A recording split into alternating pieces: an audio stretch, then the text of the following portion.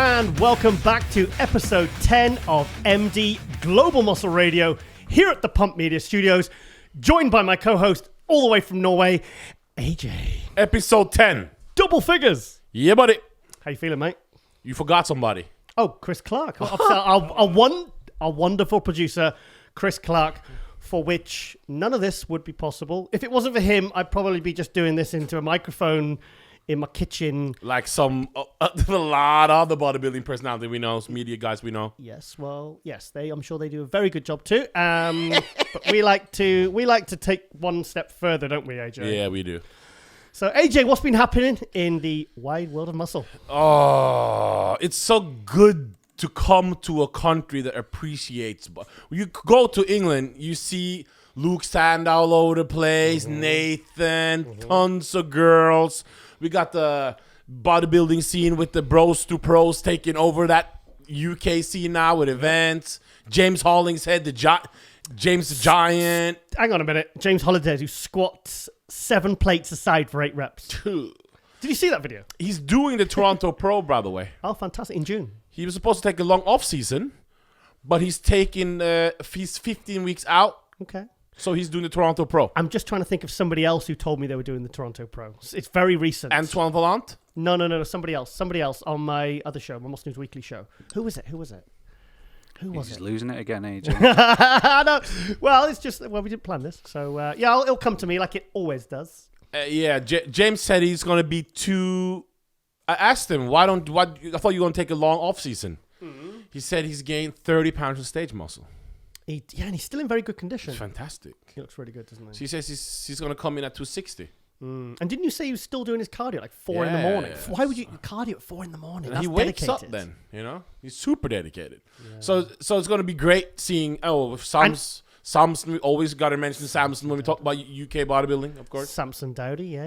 Mr. Smart, Mr. Smarty Pants, something I really respect. No, for the people listening around the world, when you're in Norway, like for people in America, there's always bodybuilding, you know. In the Arab countries, there's bodybuilding now. Yeah. Like Australia, we talk about that later. There's a lot of bodybuilding. Let me tell you about the Norwegian scene.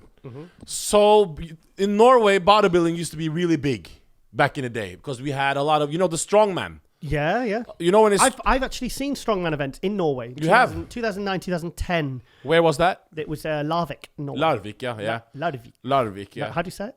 Larvik. You sound Finnish, bro. Korla. Finnish, not Norwegian. That's different. Is that like difference between Scottish and Irish? I don't even know what the difference is there, but there's a complete different. I think Finland, they speak Finnish. That's the only language in the world with no rules. Right. It's not taken from any. So they got their own thing, completely different from everybody else.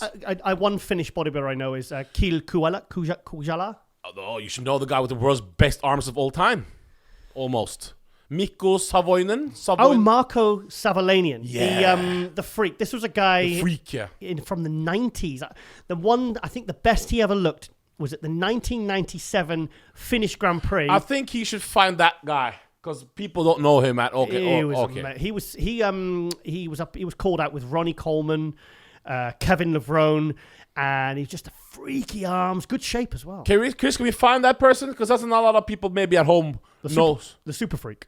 Who am I looking for? Oh, Marco, we've got to spell it though. Yeah, spell it. Okay. Marco Savalanian, and it's SAVOLAINEN.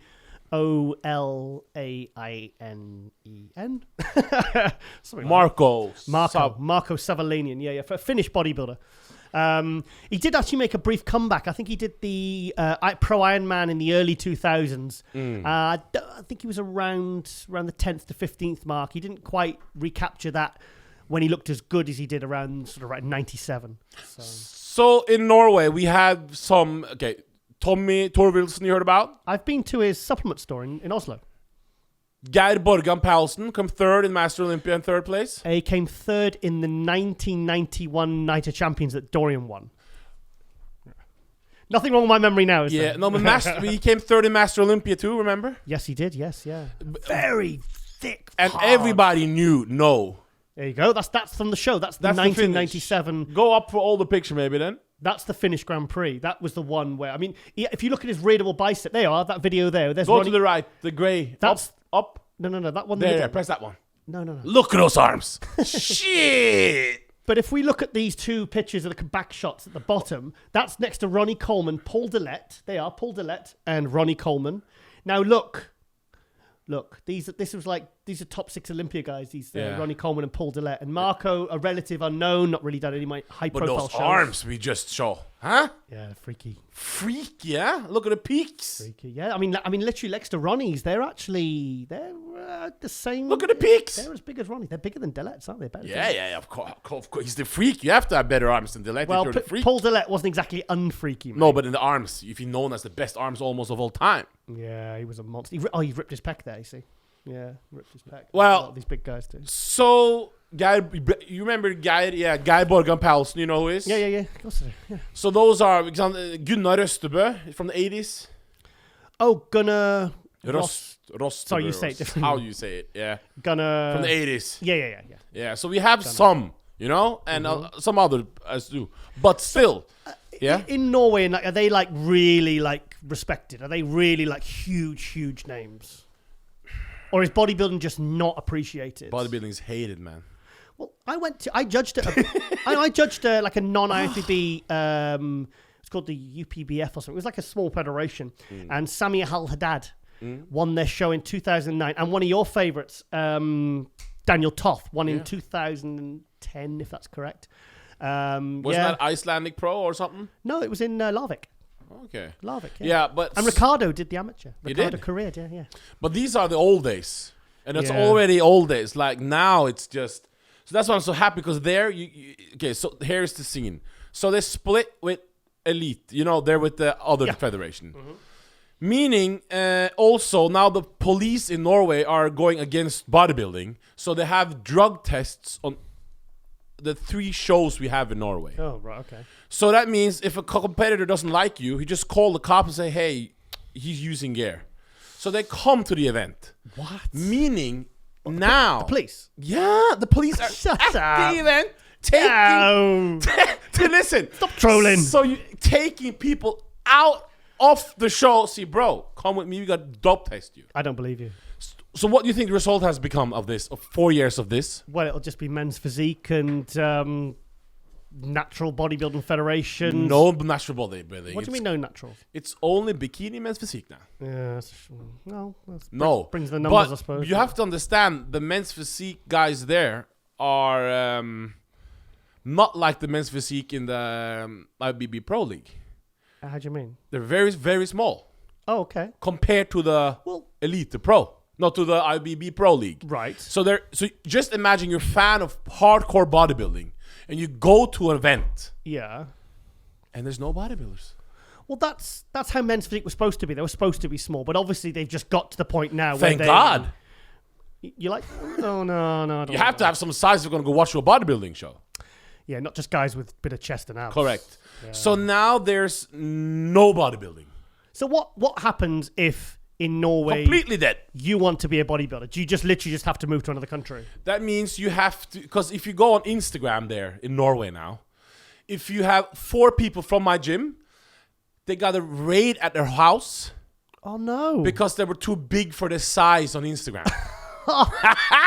No. Yeah. So they're like, so if you're like, let's say you're like 20 years old, you got great genetics. So you really don't want to Photoshop your pictures?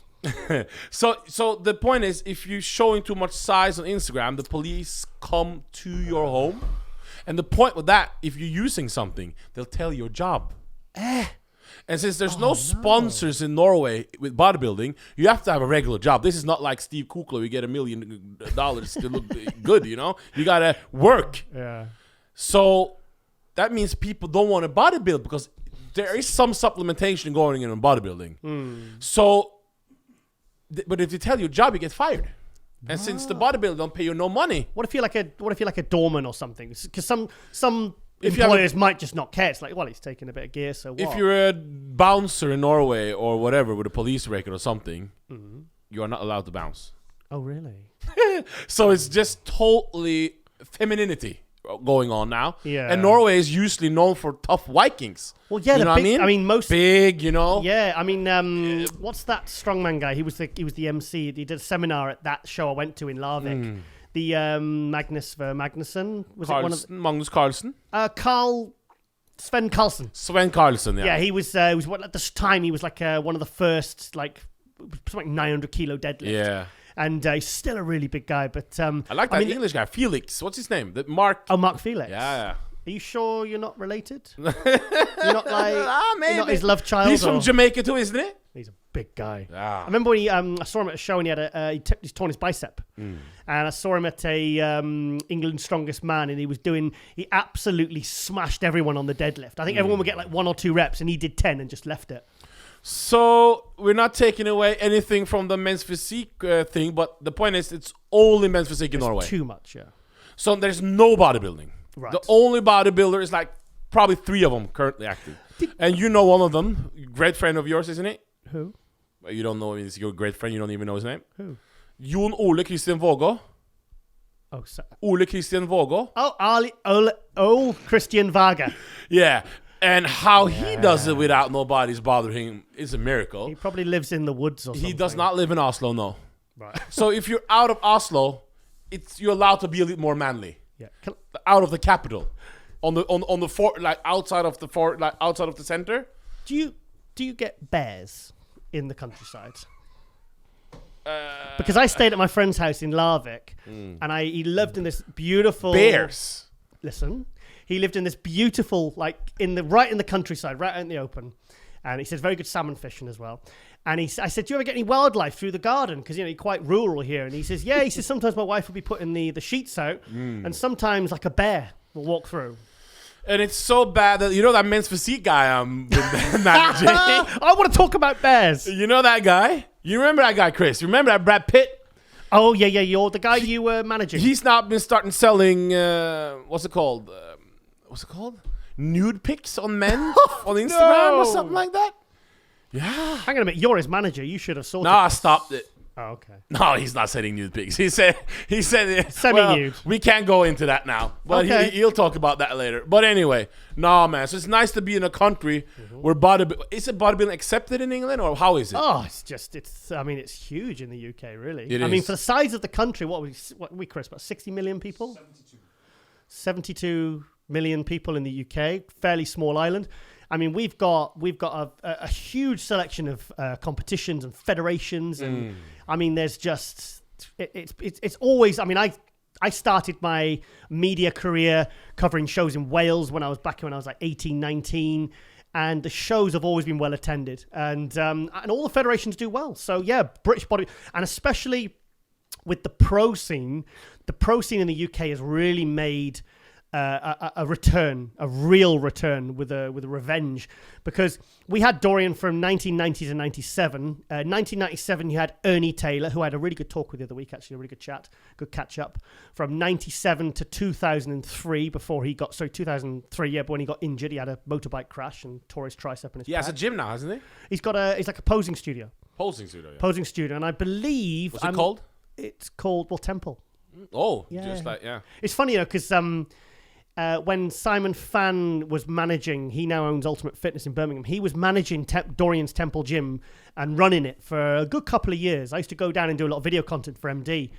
And Ernie, all that time, all those years, over like probably 12 years, I'd always had his own key.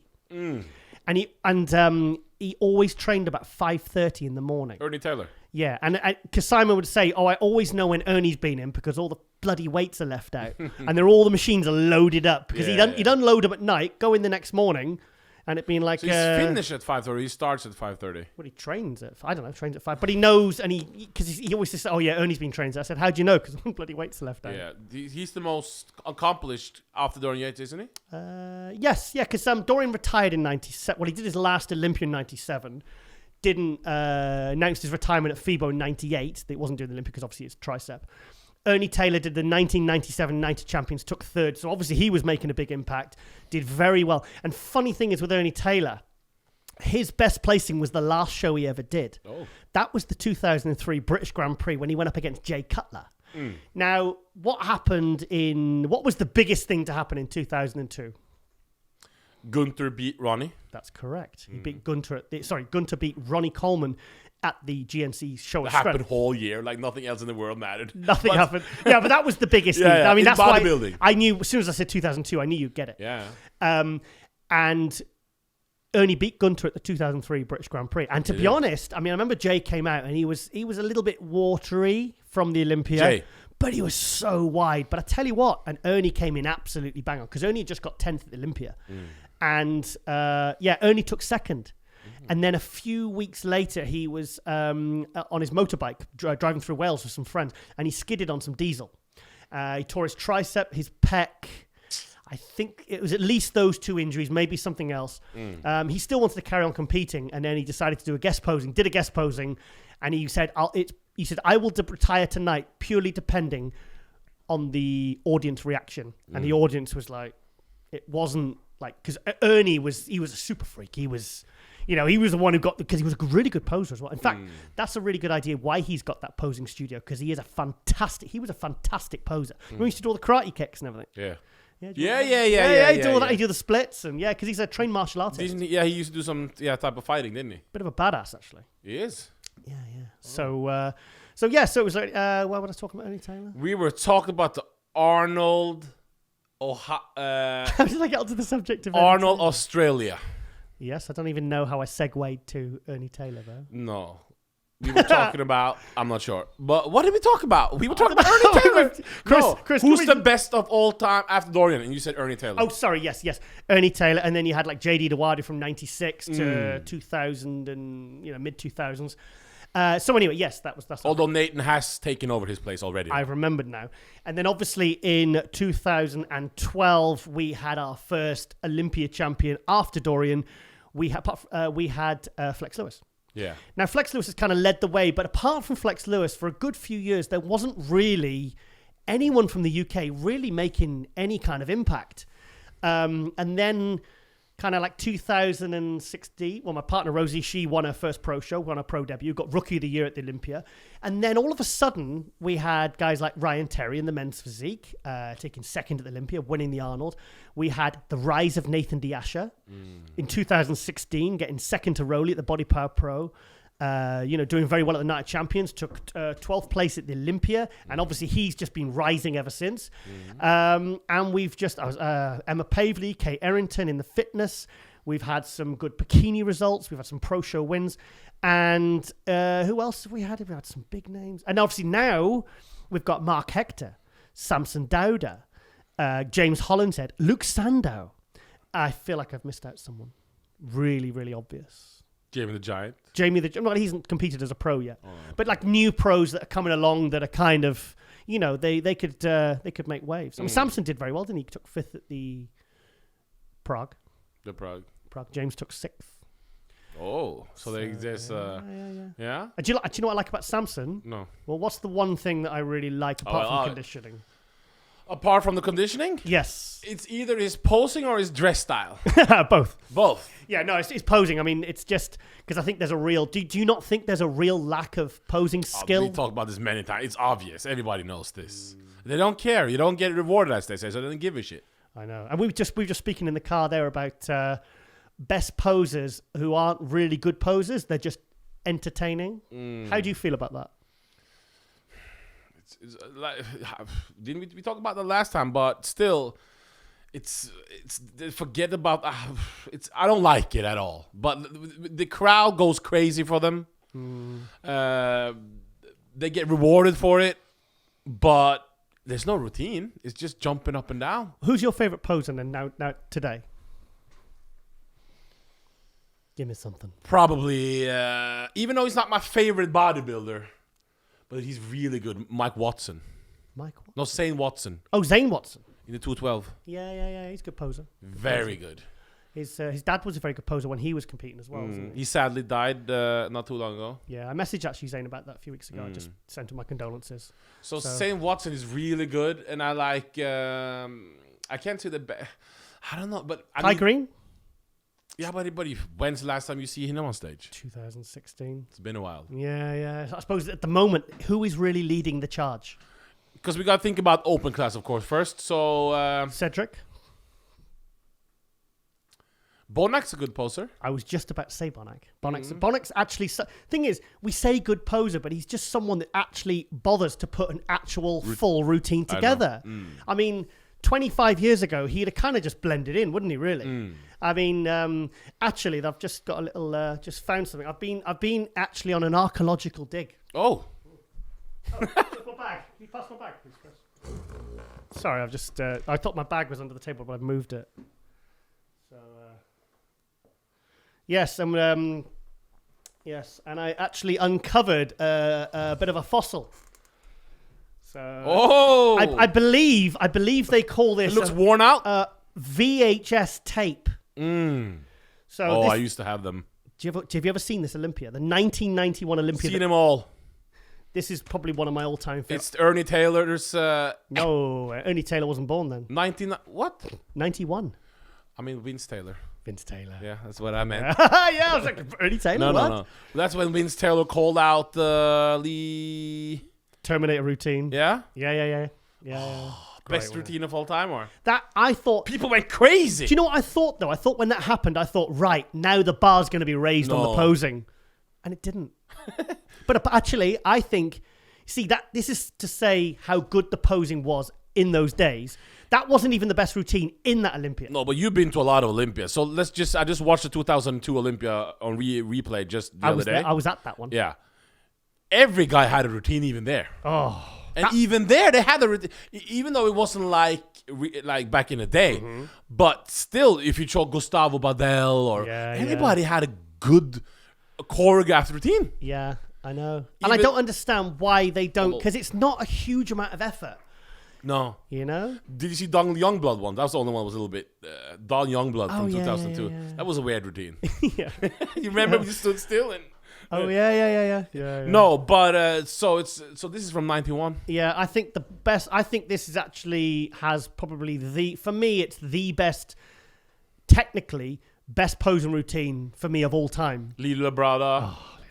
The way he said, game over. Even thing is, even Dorian was a good poser.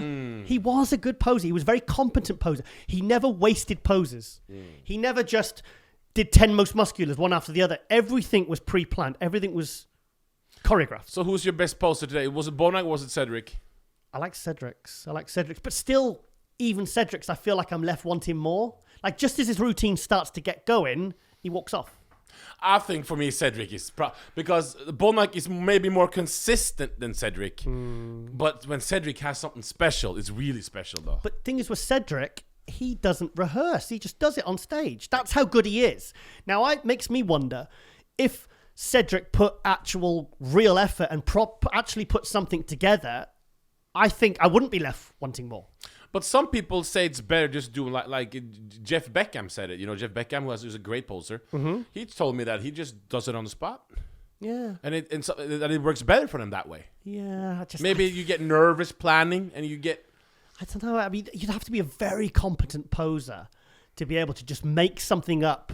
I would be thinking, well, what if I don't get on stage and feel the atmosphere and get in the zone and I do something that's average? And then that's your Olympia gone. That's your Olympia routine kind of wasted. Did Shawn Rhoden, he was in the UK the other day, wasn't he? He did a UK tour a couple of weeks ago. How was that, by the way? How was the feedback? Very, very positive, actually. Oh. Yeah, very positive. He came over with Psycho Fitness. Yeah.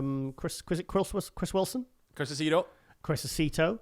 Wilson? Yeah, and do you know what? I won't... Wilson? I'm not... That's his name, isn't it? Isn't it Chris Aceto? Psycho Fitness. Oh, yeah. Chris Wilson. I thought you meant Chris Aceto. You No! forgot Aceto's last name and said Wilson. No, I know. I know Chris Aceto. No, and actually, I won't mention the kid's name. He works in the British bodybuilding media. And he... you won't mention his name? No, I won't mention... No, because I'll tell you why now. Because he put his hand up and he got the mic and he said, "Excuse me, Shawn Rhoden." He says, "Could you tell me what gear you took for the 2018 Mr. Olympia?" No. What did Shawn Rhoden reply? Well, apparently everyone just like burst out laughing and just like kind of sank in their seat. And then he's a reporter and he asked those questions. I know. Well, So I actually did a podcast with him and two others, a British podcast the other week, and we kind of ganged up on him a little bit. We did tease him a bit. We gave him some shit for it because I said, "Mate, that is a rookie mistake. I mean, that's something you don't do even if... That's like Duque taking the picture. He didn't know it was Rhoden. He has to take it. No, you just don't do. I just thought. I mean, embarrassing. it's just how could you? I mean, like Chris Aceto apparently just went, oh god. But was there any guest posting going on, or did we see something? There was no posing. Nothing. No, it was just an appearance. But it was the first time a reigning Mr. Olympia has ever done a UK tour. So, haven't you tried to get Rhoden on? Yeah, I've tried. He messages back, and then kind of the trail goes cold. Like to get him on. Ask him some questions. Yeah, I'd love to get Shawn on. And actually, do you see him winning 2019? Hang on a second. I actually previewed in my MD Global Muscle Buzz. Sorry, it's too many Global Muscle. So many. Global Can't Muscle. even keep your name on. Yeah. My Global Muscle Buzz column, and I actually put in apologies to Mr. Olympia. Oh, Yeah, I apologized to him. you apologized. In print, and it's gone all over the world. People have to buy the magazine to see how the apology was. We can't. Yeah, you can. leak everything. If you read it'll be in the March issue, which should be out by the time this episode airs. Yeah, it will be out, and you can find out why I'm apologizing to Shawn Rhoden. So, and answer to your question, AJ, I do believe he can win again, and based upon oh no, I do think he can win again. He can. I'm saying, do you think he's going to win? Everybody can. Not everybody can. That's wrong. Well, thing to say, to be honest, I mean, the time of recording this, I mean, this is going to be aired after the Arnold Classic, but after obviously, yeah, you have to see him up close. the time of filming of this, we've I think Rowley has kind of lost a bit of momentum because of that video. Yeah. And, that video is really not. You're not feeling that video, are you? I'm not feeling that at all. Very disappointed. Very disappointed because I don't feel like they've learnt the lesson of what Rowley has done at all those other Arnold Classics, i.e., coming in too heavy, and then afterwards the post Arnold Classics, the post Olympias, he always looks so much better because he drops weight. Could the video be old? No, it's I saw in the background on the banners. It said the date and the Nepalese. Okay. So it was. I mean, I was editing it into my Muscle News Weekly show, and it was the day after. So, and I was just like, I was really analysing the footage, and I was just like, what? So it's. I mean, obviously, by the time this airs, we will know. I mean, Rowley could pull it in, and he could win it. So, I mean, I'd be absolutely thrilled if that happened because I'm a huge Rowley fan. So if you hadn't seen that video, you would have at this time of day. Yeah. You would have said Rowley Winklaar's going to win 2019 Olympia. No, I wouldn't say he's going to win, but I'd say have a very, very good chance of giving. The thing is, we still got guys like Bonac and Brandon as well. Brandon Curry, you know. So, what do you think? Who do you think is going to be the biggest name to move up this year? I mean, really, we had Rhoden moving up from 5th when arguably he could have been lower in 2017. That was the biggest jump up. So, by those standards, someone like Brandon could move up and win. As we say, 2019. He was 5th in 2018. Brandon Curry. Phil Heath has confirmed he's not entering 2019 Olympia. Okay. Has he told you? Yeah. So he's going to do. We have news on that. What he's going to do. Okay. But he's not going to do 2019. So that means it's. How is the stomach going? Is it the stomach issue? Or He started training again, and he's starting eating again. Okay. So he says he feels good. Okay. So we'll see. But he has some plans that we will ask him to announce. Well, I'm sure because you seem to be very good friends with Phil, and you seem to have a little pretty good bond going on, and it's great to see as well. Yeah.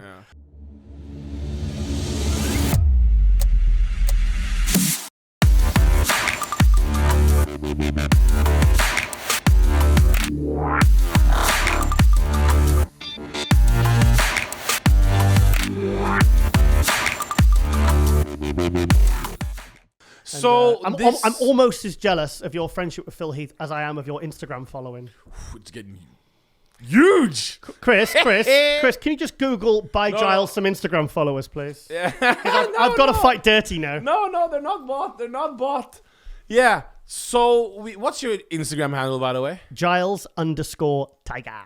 Rawr. Yeah. Rawr. Oh, what are you doing? Yeah, he's trying to. Oh, he's actually Googling. No, I was only joking. I'm pulling your Instagram account up. Oh, okay. Yeah, That's cool. Good. Okay. That's good. We need that. We need some extra. Make sure you get the right one up, not my gay for pay one. Have anybody? That should be disabled. I've got two. I've got gay for pay and gay for no pay. What's the weirdest DM you ever got? I Oh, God. I don't really get weird DMs. Never in your... Well, the one... How long you have Instagram? What, from someone actually... that's my Instagram following. There's my Muscle News Weekly show. That's the picture of when I was actually flying out to the 2017 Olympia.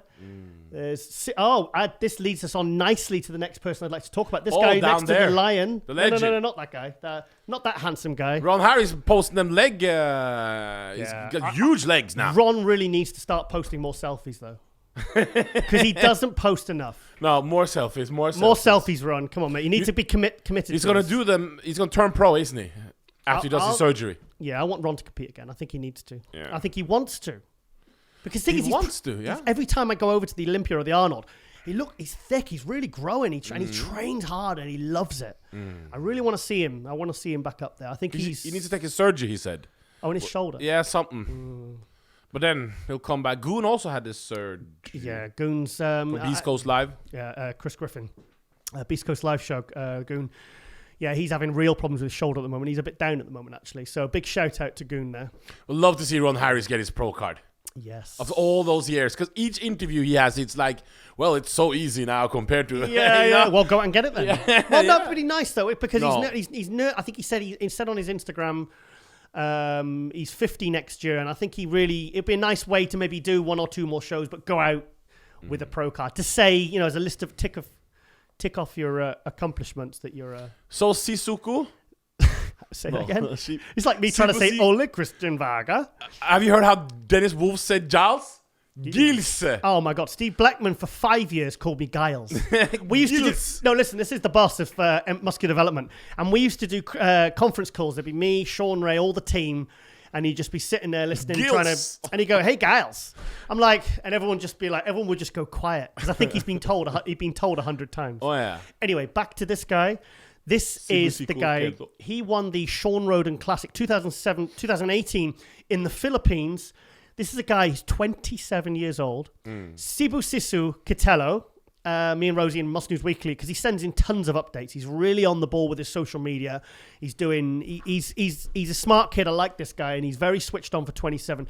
And I mean, just look at this guy's physique. He is in the mold of Shawn Rhoden, and Shawn Rhoden is mentoring him. What's mentoring mean? Because a lot of people say mentoring. In what way is he mentoring him? Have you asked? He turned pro at his show, I know. Yes, he turned pro at his show, but he said, I said to him, send me an update when you know what your first show is. And he said, he says, I haven't decided yet. He says, but when I decide with my mentor, Shawn Rhoden, you'll be the first to know. And then a couple of weeks later, he says, we have decided to Chicago Pro. Chicago Pro, that's a good show. I mean, I said to him, look, because he needs to bring his back up. He needs just Add overall... some size. Some size, but overall detail. But thing is, he's 27. Most guys aren't even turning pro till mid-30s. Mid-30s, yeah. I mean, I think he could be top 6 Olympia before he's 30. And how many under 30-year-olds do you ever see in the Open Olympia, even in the top 10? Right now? No, Nate. How old is Nate? No, he's 31. Nathan's about 32, 33 now. So none then. Yeah, Dallas was the last. Yeah, Dallas was the youngest. And Compton. Compton, yeah. But they all sadly disappeared. Yeah. For various reasons. Yeah. Obviously, Dallas no longer with us. And Cody Montgomery, how old is he? He's going back to the Open, isn't he? Yeah, but he's not placing top 10 though. No, not the Olympia. No. Yeah. Has he done the Olympia? Not in... No. He said he switched to 212, didn't he? And then he's gone back up to Open. Yeah. So this is AJ's Instagram. Yeah. But if you go down a little bit, usually on Giles's... look at these ladies. On Giles's Instagram, he's mostly... AJ, what's that on the bottom right? Have you seen that one down there? Take a look at that one. Press that one. You look like you got a fake tan on. Oh, not that one. Look. Who's that? Have you seen that? That's a great guy. Blessing Awadibu. Awadibu, yeah. He's but I'm a little bit different because I promote mostly the athletes on my Instagram. Yeah. It's not so much about me. Yours is mostly about you and the athletes, but it's also you have the Muscle Weekly show that's every week. So you have more. I'm usually promoting the athletes though. Yeah. So that's maybe also I get more people because they have big accounts. Yeah. So that's the reason. It's not because I'm so... AJ. that famous pink jacket. Oh, man. AJ, the amount of comments I've had about your pink jacket on my social media saying, oh, that pink jacket was next So level. I've already ordered 3 new custom-made suits in 3 different colors. So you're going to be rocking those real soon. And you got something special as well. Yeah. Talking of suits, as you know, as you can see, I like to wear my... That's my brother down there, by the way, if nobody's seen him before. Yeah, to the right. You see he looks like me to the right? Down the bottom right. Yeah, that's my brother there. Looking big there, mate. Yeah. You just trained. What did you just train? Obviously, arms. I only do... He looks like... Your brother looks like he's pushing an invisible trolley. You know what that's supposed to be? That's supposed... Or has he got... You could superimpose like a butler's tray on his head. That's supposed to be... He's such a big Shawn Rhoden fan. So he was going into some type of Shawn Rhoden post. I said, yeah. So that's your brother? Yeah. Half brother? Yeah. Okay. And then let's look at Pop Media one also. Hang on a minute. I want to talk about my... I was talking about my suits. You were too busy talking about your pink suit. Yeah. So your suit. Yeah, I think I've got a suit sponsor. Well, I have got a suit sponsor. What's their name? Fully Tailored. Wow. Well, I'll wait till I get it because it might be horrible. No, because I bought a tailored suit once and I won't even say what I paid for. This was about 4 years ago and it was horrible. So this will be the last episodes where we don't give out any gifts. We're going to start doing that. Yeah, from episodes 11 and 12 because at the time of filming, our sponsors, our show sponsors, High Tech Pharmaceuticals, as you can see in the background, and obviously on the watermark, obviously on the intro and the adverts in the mid-break, they will be sending us, we'll be running promos and competitions, and we will have products and any new product updates. Because at the end of the day, the first 8 episodes, I didn't really feel that we gave enough to our sponsors, and that's why maybe there was a gap. So we've kind of... we want to give as much back to the sponsors because we are not sponsored just for the next 8. We're sponsored for the next 24. Yeah. So we want to make sure that because happy sponsors means happy Giles and AJ. So the happy bodybuilding fans. So then we're gonna make things. So it's very important you guys get Giles's and mine and Pump Media's Instagram handles. Yep. Because there's where you're gonna send the questions and answers to different things. Yeah. So it's very important. I do like it though when I get like DMs from people. There was one guy, I forgot his name. I should have looked it up.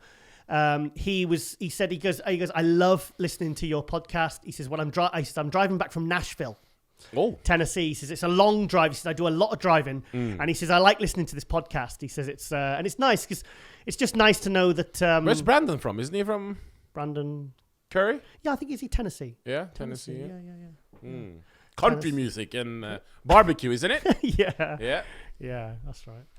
Yeah, so, okay. So then we've been giving away some good because High Tech's got good supplements. They do, yeah. They got things that work. Very They good. got the foundation. And I was very glad when they decided to sponsor us for the next 6 months. Because thing is, you don't want to go with it's great if any company wants to sponsor you, but if you're not, if you don't really, like if it's a company you really know that, because I've worked in the supplement industry for 20 years and I've designed supplement ranges, and so I'm kind of, what's that sword there, Chris? Yeah, what's that about? He makes his sandwiches with that. Yeah, maybe sandwiches with it. It's a trophy for the overall Mr. Liverpool. Oh, okay. That's coming up. Mr. Liverpool. Liverpool. Yeah. That's where Nathan Diash is from. That's his title. Right, yeah. Nobody else can have his title. You can have a contest giving all. Do you think Nathan will get told off if he competes in the Mr. Liverpool in a non-IFBB pro league? Oh, he's gonna get banned. That's not gonna work. He's been fighting a little bit with AJ on Instagram. AJ. I saw the boxer. What's it called? AJ. Joshua. Anthony Joshua. And fighting with Nathan. I don't know whether this is a fair thing to say, but starting a fight with a professional boxer isn't, to me, probably the smartest thing to do. Nathan is a G. He can handle him. You're laughing. No. Yeah. Well, I've actually been to where he's originally from.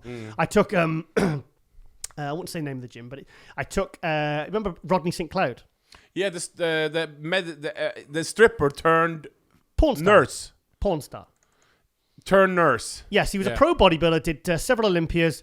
He was a stripper, then he started up a stripper agency, became a porn star, and then I bumped into him a few years ago at the Arnold Classic, and I said, "Oh, you still doing it?" He says, "No." He said, "It got to the point where my son was starting to ask about what his daddy did," and he said, and my dad was dying So I nursed my dad, he says, and then I realized that I'd made my money, and he says, and I wanted to do something useful and something that was completely more soul enriching. Rodney St. Cloud, yeah. Yeah, so he went back to he went to study as a care nurse, and that's what he does now. So, what was I saying about Nathan? Nathan's from the streets. Yes. Said? So anyway, so I took Rod. From sorry, the streets. so from the streets.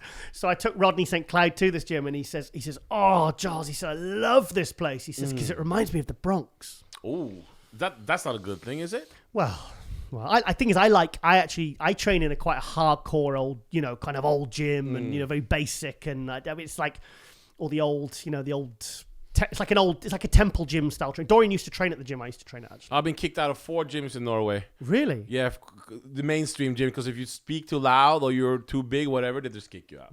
What? Yeah, but So that's why this new gym is a good gym. I go to. Do you want to name your gym? It's called you never know them. What's it called? No, it's the Harold's gym. Okay. Well, in Norway. I actually because when you trained with James Hollinshead on that's Harold's gym. Christmas Day, I messaged James an update for my show, and he said, by the way, he says, I said, I heard you've been training with AJ on Christmas Day, and he says, yeah. He said, Giles, that gym. It's fantastic. He said that gym is proper. No, it's hardcore, so it's nice. It's only sad that you can't really nobody. Yeah, it's a good gym. Great gym.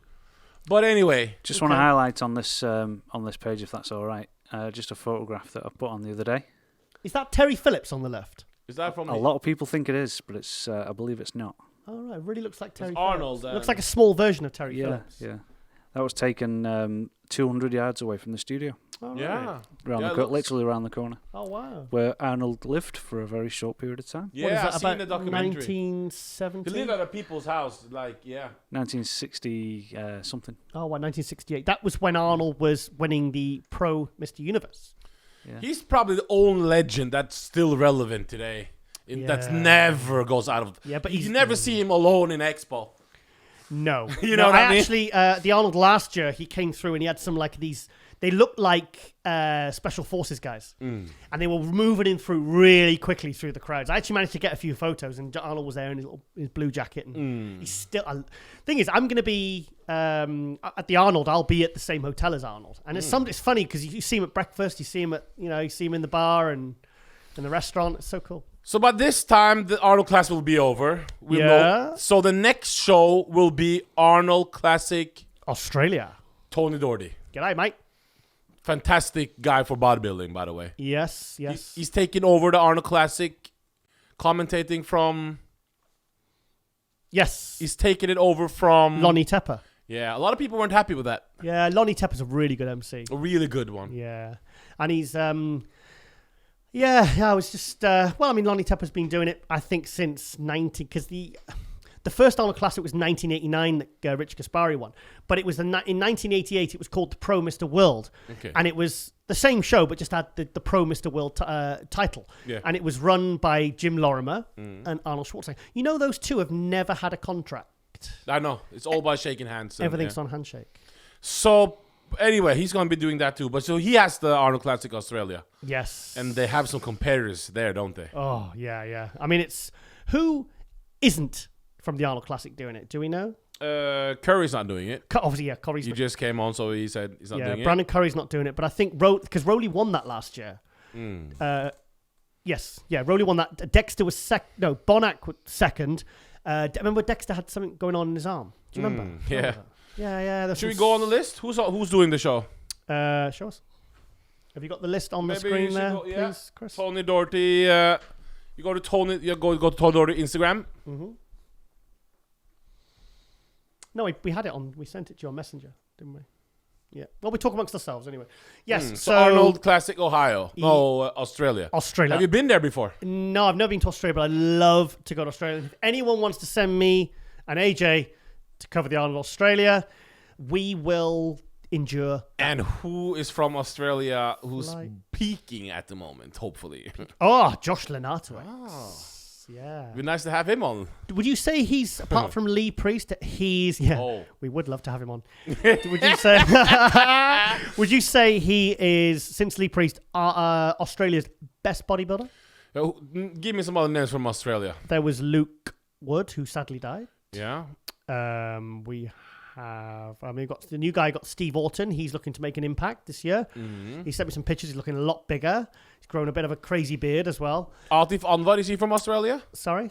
Atif Anwar, the Atif Anwar. the Pakistani Yeah, I don't know. I'm not sure. Okay, IFBB Pro. We had Terry Mitsos from the early 90s. Nick Jones was a very... I don't think he competed in IFBB, but I don't think he got his pro card. So, yeah, it's Josh. Yeah, there's nothing there. Oh, well, Charlie nothing. Duco lived down there for a while, but he was from Malta. He just moved there.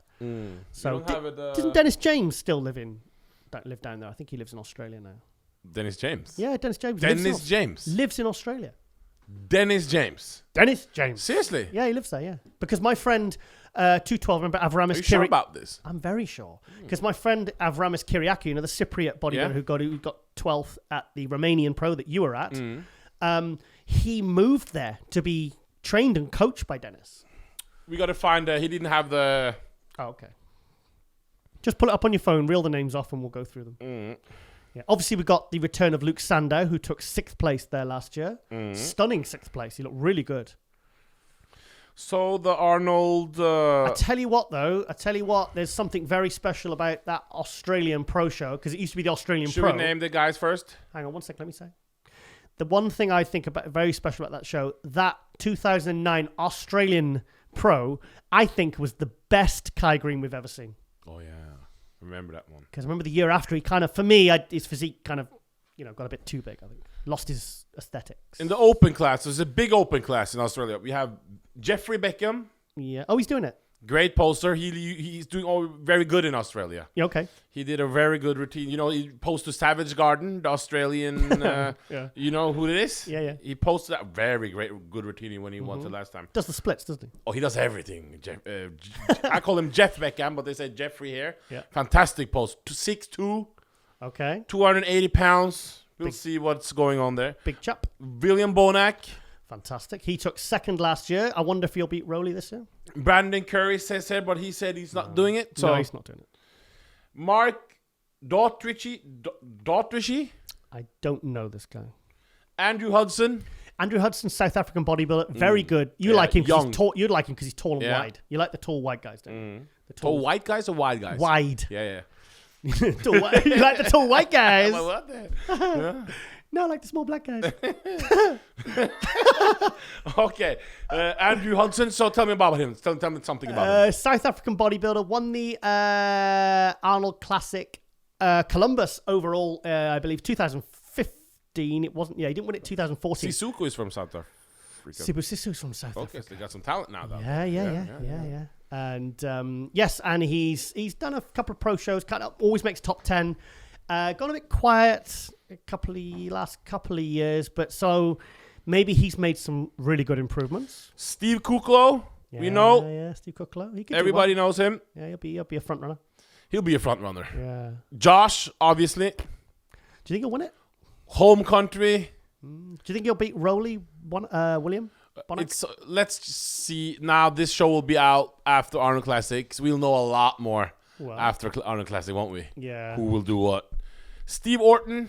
Steve Orton, yeah, he's put some size on. He got 7th last year at the Arnold Australia, which is good. Luke was 6th. Young guy, isn't he? Yeah, he's big.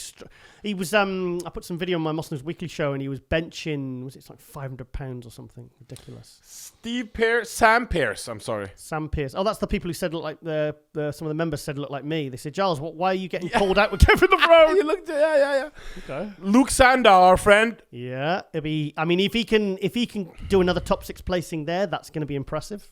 Mikhail Volokin again. We don't know much about him from Russia. Big Russian guy, yeah. Akeem Williams. Yeah. That's, to be honest, we didn't, in the last episode, we didn't really talk about Akeem that much. Because, not that much, no. Because I think there's a bit of a question mark over Akeem. Because he's one of these guys, if he really gets it together... Well, I talked to Oscar Arden in Romania, and he said that Akeem is hungry as he's ever been. Okay. And he said he was in shape months before the show. Okay. He said he's working on his back mostly. Yeah. But he just needs to come in sharp. That's it. And he said he's mentally focused. Okay, well. So really mentally focused. Yeah, good. Well, that's all. Thing is, if they're in a good place mentally, then they're usually in a good place physically. Because where the mind leads, the body follows. Justin Wessels. Justin Wessels. Yeah, is he the firefighter guy? I think he's a firefighter. He's an airport firefighter. Yeah, from where? Yeah. He gets shredded. Well, Australia. And then we have a cool thing. We got Rolly and Quincy Winklaar. Oh, two brothers. Both doing it in the open class. Yeah. Now, I'll be interested to see Quincy as an open because I when he used to do 212, he never got shredded. And I spoke to him about this at the Olympia last year, and he says, no, it's because I lose too much weight and I kind of over diet and I lose muscle and I don't really gain condition. So he says, if he could, because he said he loses about 30 pounds of muscle. That much? Yeah. I mean, I don't know. That's not a good... Well, if he comes in 230, 240, I mean, he might look absolutely sensational. But that's so cool. Two brothers. Has it happened before? No. Never. Oh, I don't think so. Two brothers in the same... No, not in the same show. Pro show? No. Not open class? No. Not that I'm aware of. So it's going to be... Yeah. But we don't see Quincy really finishing that high here, do you? No. Okay. Is that everything on the Odd Australia? Well, we got tons of figure and fitness and bikini girls. Yeah, well, we kind of covered that last week. Yeah, okay. Yeah, I think we're coming up to the time limit for our intro. So already? Yeah. How much are we at? 50. Yeah, so we really need to wrap this up in the next few minutes. Yeah. Is there anything? Zach Khan kicked off Instagram. Zach, I like going to Zach Khan's Instagram account to have a good time because it's full of funny stories. People. He got blocked. He got banned. Yeah. He got too many slaps on the wrist, didn't he? And they just they had enough, I think. What do you think about that? I think he's sad. That's because remember he talked about on our show, episode number 3. Yeah, he said if you're talking against the government or the powers that be or whatever it was, they will find a way to kick you out. Okay. And it happened. Okay. So interesting to see. Hopefully we can get a comment from him or something. But where can you see him, Chris? On Zach? He's on ZKK Labs. Yeah, ZKK Labs on Instagram. That's where you will find Zach if you want to get hold of Zach. Chris does his music and intros and everything, don't you? Yeah. Yes, do a bit of filming with Zach, yeah. Yeah. I like that video when he says, when he sits down and, you know, that looking in the mirror, you know that video? Get up, pussy boy! And he, God, AJ is channeling Zach Khan. It's hello, like, pussy boy! It's like we're having some sort of seance here. No, he's a funny guy. And also, AJ, I'm very disappointed you haven't noticed how tight my suit's getting. Yeah, you're looking... I'm feeling good, mate. I feel good. I'm back training hard, and I can feel the size coming back, the strength's coming back, the intensity's coming back, and the thing is, for me, I can't go to the Arnold or the Olympias when I'm going looking through. Too small. No, I don't want to be there. I don't. I just don't want to be there. I don't want. How much have you gained since our first episode with Phil Heath when you were really low? Well, that was low, man. I was about 80 pounds for that episode. How much is that in kilos? I was just ill. How much is that in kilos? I don't know. I don't weigh myself, but I wasn't really training that much. But just after Christmas, I really got back training hard, and the thing is, I find I do better job on these shows, and I'm more engaged, and I can relate. I don't know. It makes me feel more part of it. But if I don't want to be going to the Arnold or the Olympia if I'm not feeling good about myself. You know? No, it's good, but you can't be. It's you got to use the gym to get out all the other bad things that you might use. Yeah. Try to not do it in the gym instead. You know. Yeah. Would you ever compete? Yes. Men's physique? Yes. Oh, really? No. No. What would you be in the classic at 6'5"? Is it 6'6" you are? 260, 44. That's too little. That's good. 280 pounds you have to be. I think you were born at 264, weren't you? 275. 275. No, but how much have you gained since that time? Who? You, since the Phil Heath. I don't know what I've gained, but I'm more. Yeah, the veins are popping and things are happening. And abs how often do you train now? And I do 4 days a week weights, and I do 4 to 5 cardio. So. And do you weigh your proteins or something? No, I'm diabetic, so I have to eat super clean. So I do stay in pretty good condition all year round, actually. But you eat a lot of food, man. Hey, Chris, have you seen how he get? It's probably why I've got diabetes. I've worn my pancreas out. Because you eat a lot of food, but you got great metal. Like it goes just in and out. But I eat more than you. You do. You eat a lot of food, don't you? I remember I cooked you because when you fly over, you obviously stay with me and Rosie at the house, and AJ's got his own room. You know, we always make it up for him. Well, those cats bother me, so it's not completely. I've seen that room as well. It's a disgrace. It's like a teenager's room, AJ. No, It's that's nice. actually nothing to do. Guys, that is nothing to do with AJ. That is Rosie. She's a very, very messy lady. So, and in fact, actually, it's great because when AJ comes to stay, she does have a proper tidy up.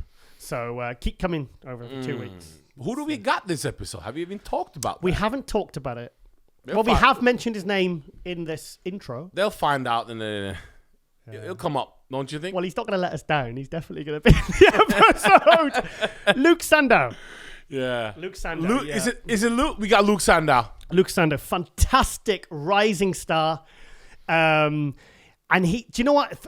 Apart from, even take away the fact that he is absolutely on the rise in his pro bodybuilding career, he's an absolute total consummate pro when it comes to these podcasts. I've been on his podcast over the last 2 or 3 years and been invited on, and he's got more experience than we have with these kinds of things. So when he comes in on Skype, he's going to be absolutely fantastic, and he is going to give us gold. And he's one of these guys that, you know, even pre-contest, you know, really popular right now in England, isn't he? Do you know, I put a picture of my Instagram, and I put a picture of Luke up, and it gets more likes than anything. Seriously? Yeah, even if I put like a booty pic up of me. A what? A booty pic. It doesn't even get that many views. Oh, no. Yeah, it gets about 2 or 3 likes less. No, so Luke Sandoe, that's going to be good. Yeah, he's got a lot of stories. Very good. Yeah, he's and I like Luke. He's a smart guy. He's a very, very hard worker. And strong bastard. Super strong. Super strong bastard. I'm going to ask him on the air who's strongest, him or James. See what he says. Oh, yeah, that's interesting. Yeah. Well, but James surely must be stronger on the squat, because can you get any stronger than 7 plates a side squatting? No. For 8 reps. James is... That video that I put in my Must News Weekly show, they weren't even half reps. They weren't... Because we put one up of... it was Haddy, and he wasn't going all the way down. Not like James, no. James was going right down. That's like superhuman level. Superhuman. Was he strong when you trained? Oh, fantastic. And he's only 20... Yeah, but you're strong as well. Yeah, but he's in his own league. Really? Yeah. What's stronger than you? It's very strong. Really? Yeah. Well, because I've seen videos of you and you were doing the seated bench press. You had like 4 or 5 plates on. Yeah. You know, we're talking like I was quite impressed by that. Yeah, you were. That's good. I thought, shit, he ain't trolling. No, I was. But James on the legs and the back. Oh, really strong. So we will. It's gonna be. Yeah, we'll ask him who's best. Yeah. It doesn't really matter, but it does matter a little bit. Well, no, it does matter. These are the things people want to know. Yeah. So who's the strongest of all time bodybuilder? Strongest. Oh God. I think is it Depends. relative to body weight, isn't it? You know, like I've spoke about this in a previous episode of British bodybuilder called Eddie Elwood. Because he ended up going into strongman and doing very well internationally. Gary Taylor, a bodybuilder who came second. I think was he second to Dorian when Dorian turned pro in '88. He ended up becoming world's strongest man. So yeah. Because usually people mention Stan Efforting. Yeah, Stan Efforting, yeah. John Jackson. There was a British bodybuilder called Ian Wadley. Well, still is a bodybuilder. He's still huge. And he did a thing on stage at a British qualifier once. And I think they put 4 plates aside on. And I think he did something like 20 or 25 reps with it. Yeah, like you know, just like, you know, with like 400 pounds, like repping and playing with it like it was a warm-up weight. We got to give a shout out before we end it. We got to give it to a Norwegian competitor who's doing the Arnold. She's doing the Arnold Australia. Yep. She's from Norway. Put her up because there's not a lot going on in Norway. Like I told you from the beginning. This is Oh, yes, yeah. She looks fantastic. Kristine Finsås. She's from Norway, living in China. Okay. She's competes in figure. And she's prepped by... what's her? Shelby Stans. Shelby... Stans. Do you know him? I know him, yeah. Well, he good? My partner Rosie Rascal Hart, I'd like to see Chris with a strong woman. Hi. Yeah, she worked with Shelby last year when she was getting ready for her guest spot in Japan. And he preps a lot of women. It's funny because I was at the Olympia and me and Ron we just watched the figure judging at the expo. We went for some food, and this guy just kind of sits next to me, and he starts staring at me, and I thought, oh, okay, this guy with a bald head. Yeah. And he kind of like moves his chair up like that. Oh. And he says, hello. He says, I'm Shelby. Oh, that. Yeah, I was like, oh, sorry, I thought you was like, I'm sorry, sorry. man, I thought you was some weirdo. I thought you was some groupie. So she's one of the few IPV pros we have. Yes. And she looks great. Yeah. And so she looks tall. She looks tall. Yeah. So she will be... MD sending her the best wishes for Australia Arnold Classic. Absolutely. So good luck. Yes. Okay, well, I think we'll wrap it up there because we will be returning very soon with our special guest, Luke Sandoe. We've been brought to you by High Tech Pharmaceuticals. Got to give them another shout out because we are very, very appreciative. If it wasn't for them, we wouldn't be here right now. And Ty Jordan, a lot of good progress. Ty Jordan, Ty Jordan, loving those pictures, man. Yeah. Hungry, dedication. You can tell. Keep pushing, buddy. Keep pushing. Looking good. Yeah, and, Mr. Roche, I love your fashion in the gym too. Mr. Roche, yes. Yeah, you're the fashion guy. Yeah. Always nice gym clothes. Yeah. Yeah. Okay. Well. Yes. Okay, AJ, another great intro. Thank you very much. Pleasure as always, my friend. And okay, we will, here at the Pump Media Studios, we will return after the break with Luke Sandoe, and we are out.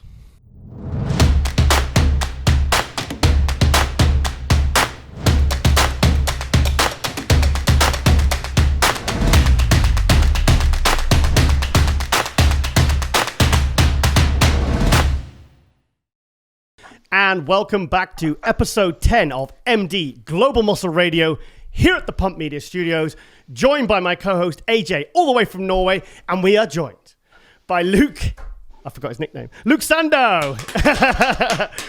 The Juggernaut, isn't it? Yeah, yeah, sorry. That was a very electric introduction. Yeah, it was nice. Yeah. I'm all pumped up. I feel chirpier already. I'm glad I came. We've had a good day of filming today, so really excited to have you on. Good stuff. So I'm really happy to have you on, mate, because I feel like a bit of a novice compared to you with the amount of podcasts you've been doing over the last few years. I've been on your show several times, so it's really nice to have the tables turned and actually be interviewing you this time. I feel like the woman for the first time. Yes. So how's it? Oh, obviously, you know AJ, don't you? I do. I met him once. I don't know him that well, but I met him once in. The London show. Yeah. That was yeah. Mm-hmm. Yeah. So here we are, Luke. We are. And one thing, he's come a lot. Back then, you were a popular guy, but in the year and a half since that, wow. You really blew up, like the progress you made and how people are talking about you now to when I met you is just amazing in a short time. You should feel very impressed. What's it called? Satisfied with your progress. It's very amazing to see. What do you mean? I don't feel like anything's changed. Yes, He's been too busy bent over owing £500 to notice. No, you got on your Instagram. You got 5 sponsors now. You got huge following. It's a lot of people are talking about you. It's great to see. I've never thought about it. No, but it's true. That's crazy. Actually, I've never. Wow.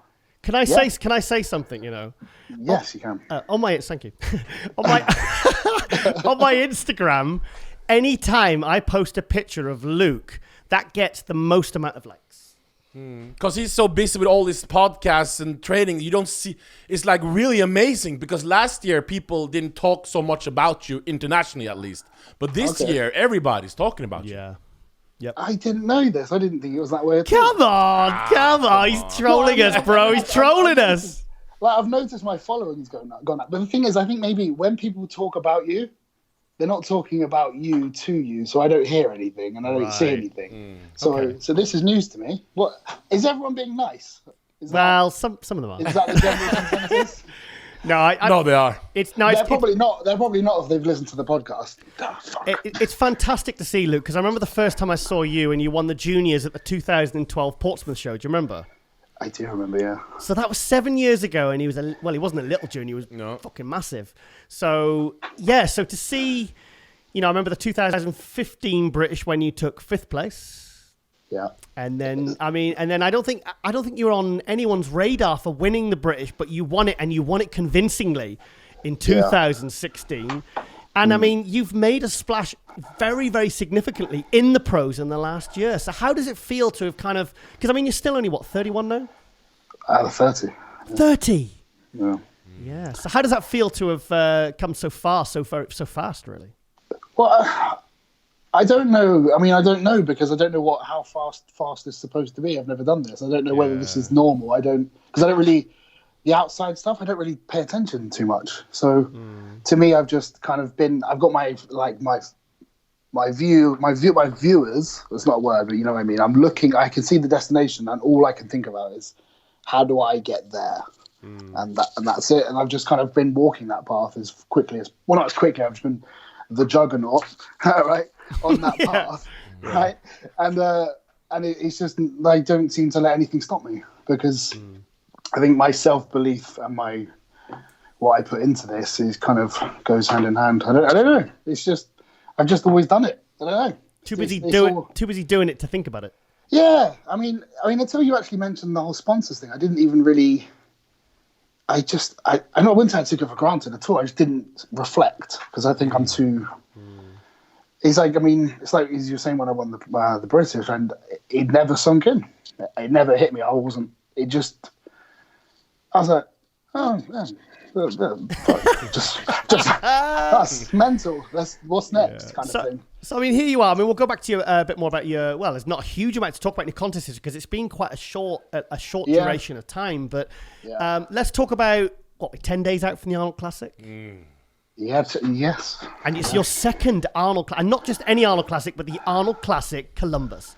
How are you feeling? I mean, we've all been following your progress on your now you're with Redcon and all the videos and all the clips. I've been putting them in Must News Weekly, my other show, and it's and we can see you getting up. You can see now you've got the old skull face going on, and your eyes look completely you look like how you should be looking at 10 days out. Certainly in the face anyway. So how does it feel to be 10 days out from the Arnold? And compare this one to the 2 years ago was your debut. How is this different also between the first one and now? Well, that one was awful for starters. But I think looking back at that show, I think from a career perspective in terms of getting myself out there, it was a phenomenal thing to have done. But in terms of my competitive splash, it might have shot me in the foot a little bit, because I turned up on the second biggest show in the world looking terrible. No. So, you weren't terrible. You weren't terrible. You took 8th place. Great, though, was I? Yeah, but could have been better. Yeah. I know it sounds good, but when you kind of look at the lineup and who I did beat, it's not. It sounds on paper kind of more of an achievement than it kind of was when you look at it in the right context, but. In my eyes, I looked bad. I had all the muscle there, but that wasn't. I wanted to nail it, and I just was millions of miles away. So I can't really compare it to this time, because I think it's actually going to be the complete opposite. But going back to that 2017 Arnold Classic, which was your pro debut. Yeah. Let's put this into perspective.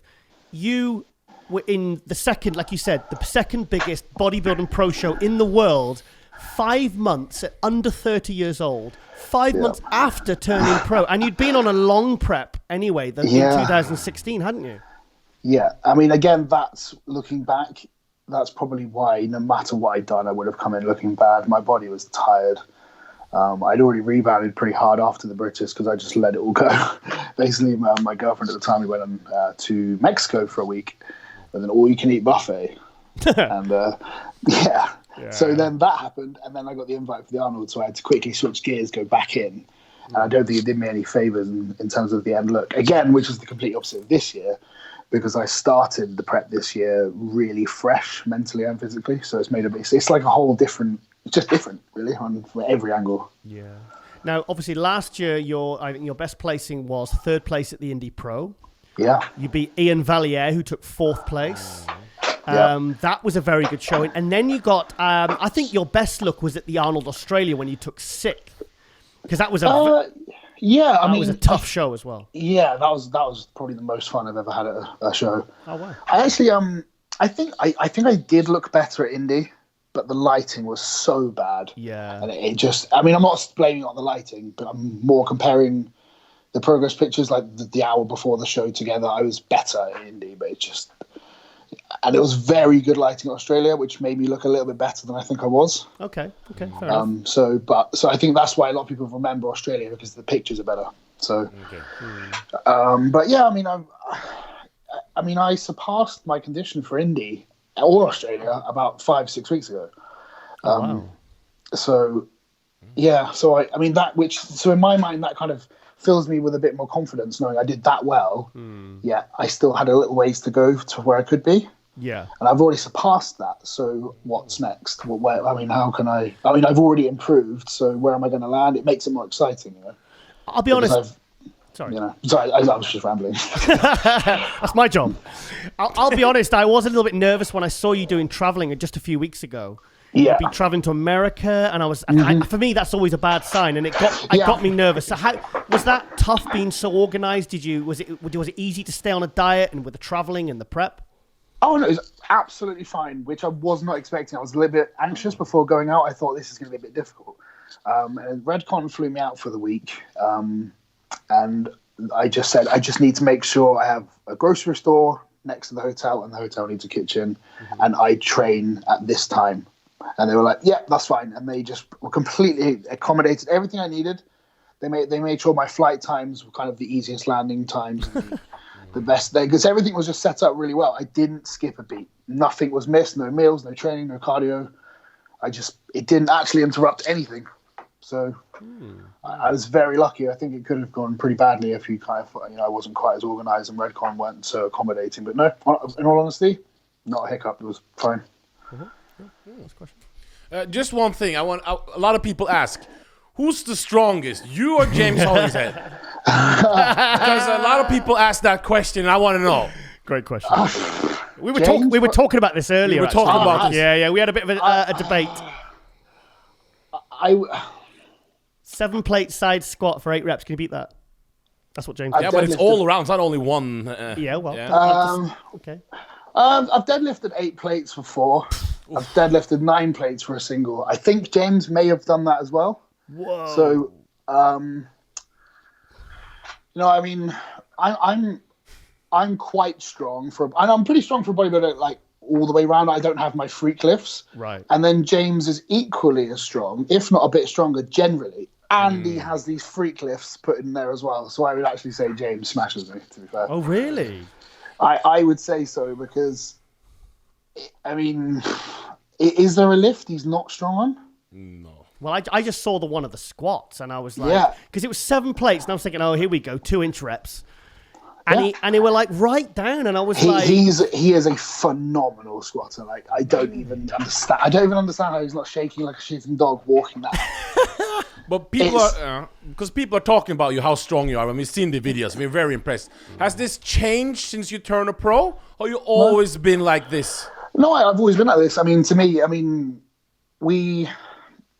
I grew up with the only British bodybuilder I've ever grown up knowing is Dorian, and that's what he always preached. Yeah. And weirdly, I did an interview recently, and this is where I realized this.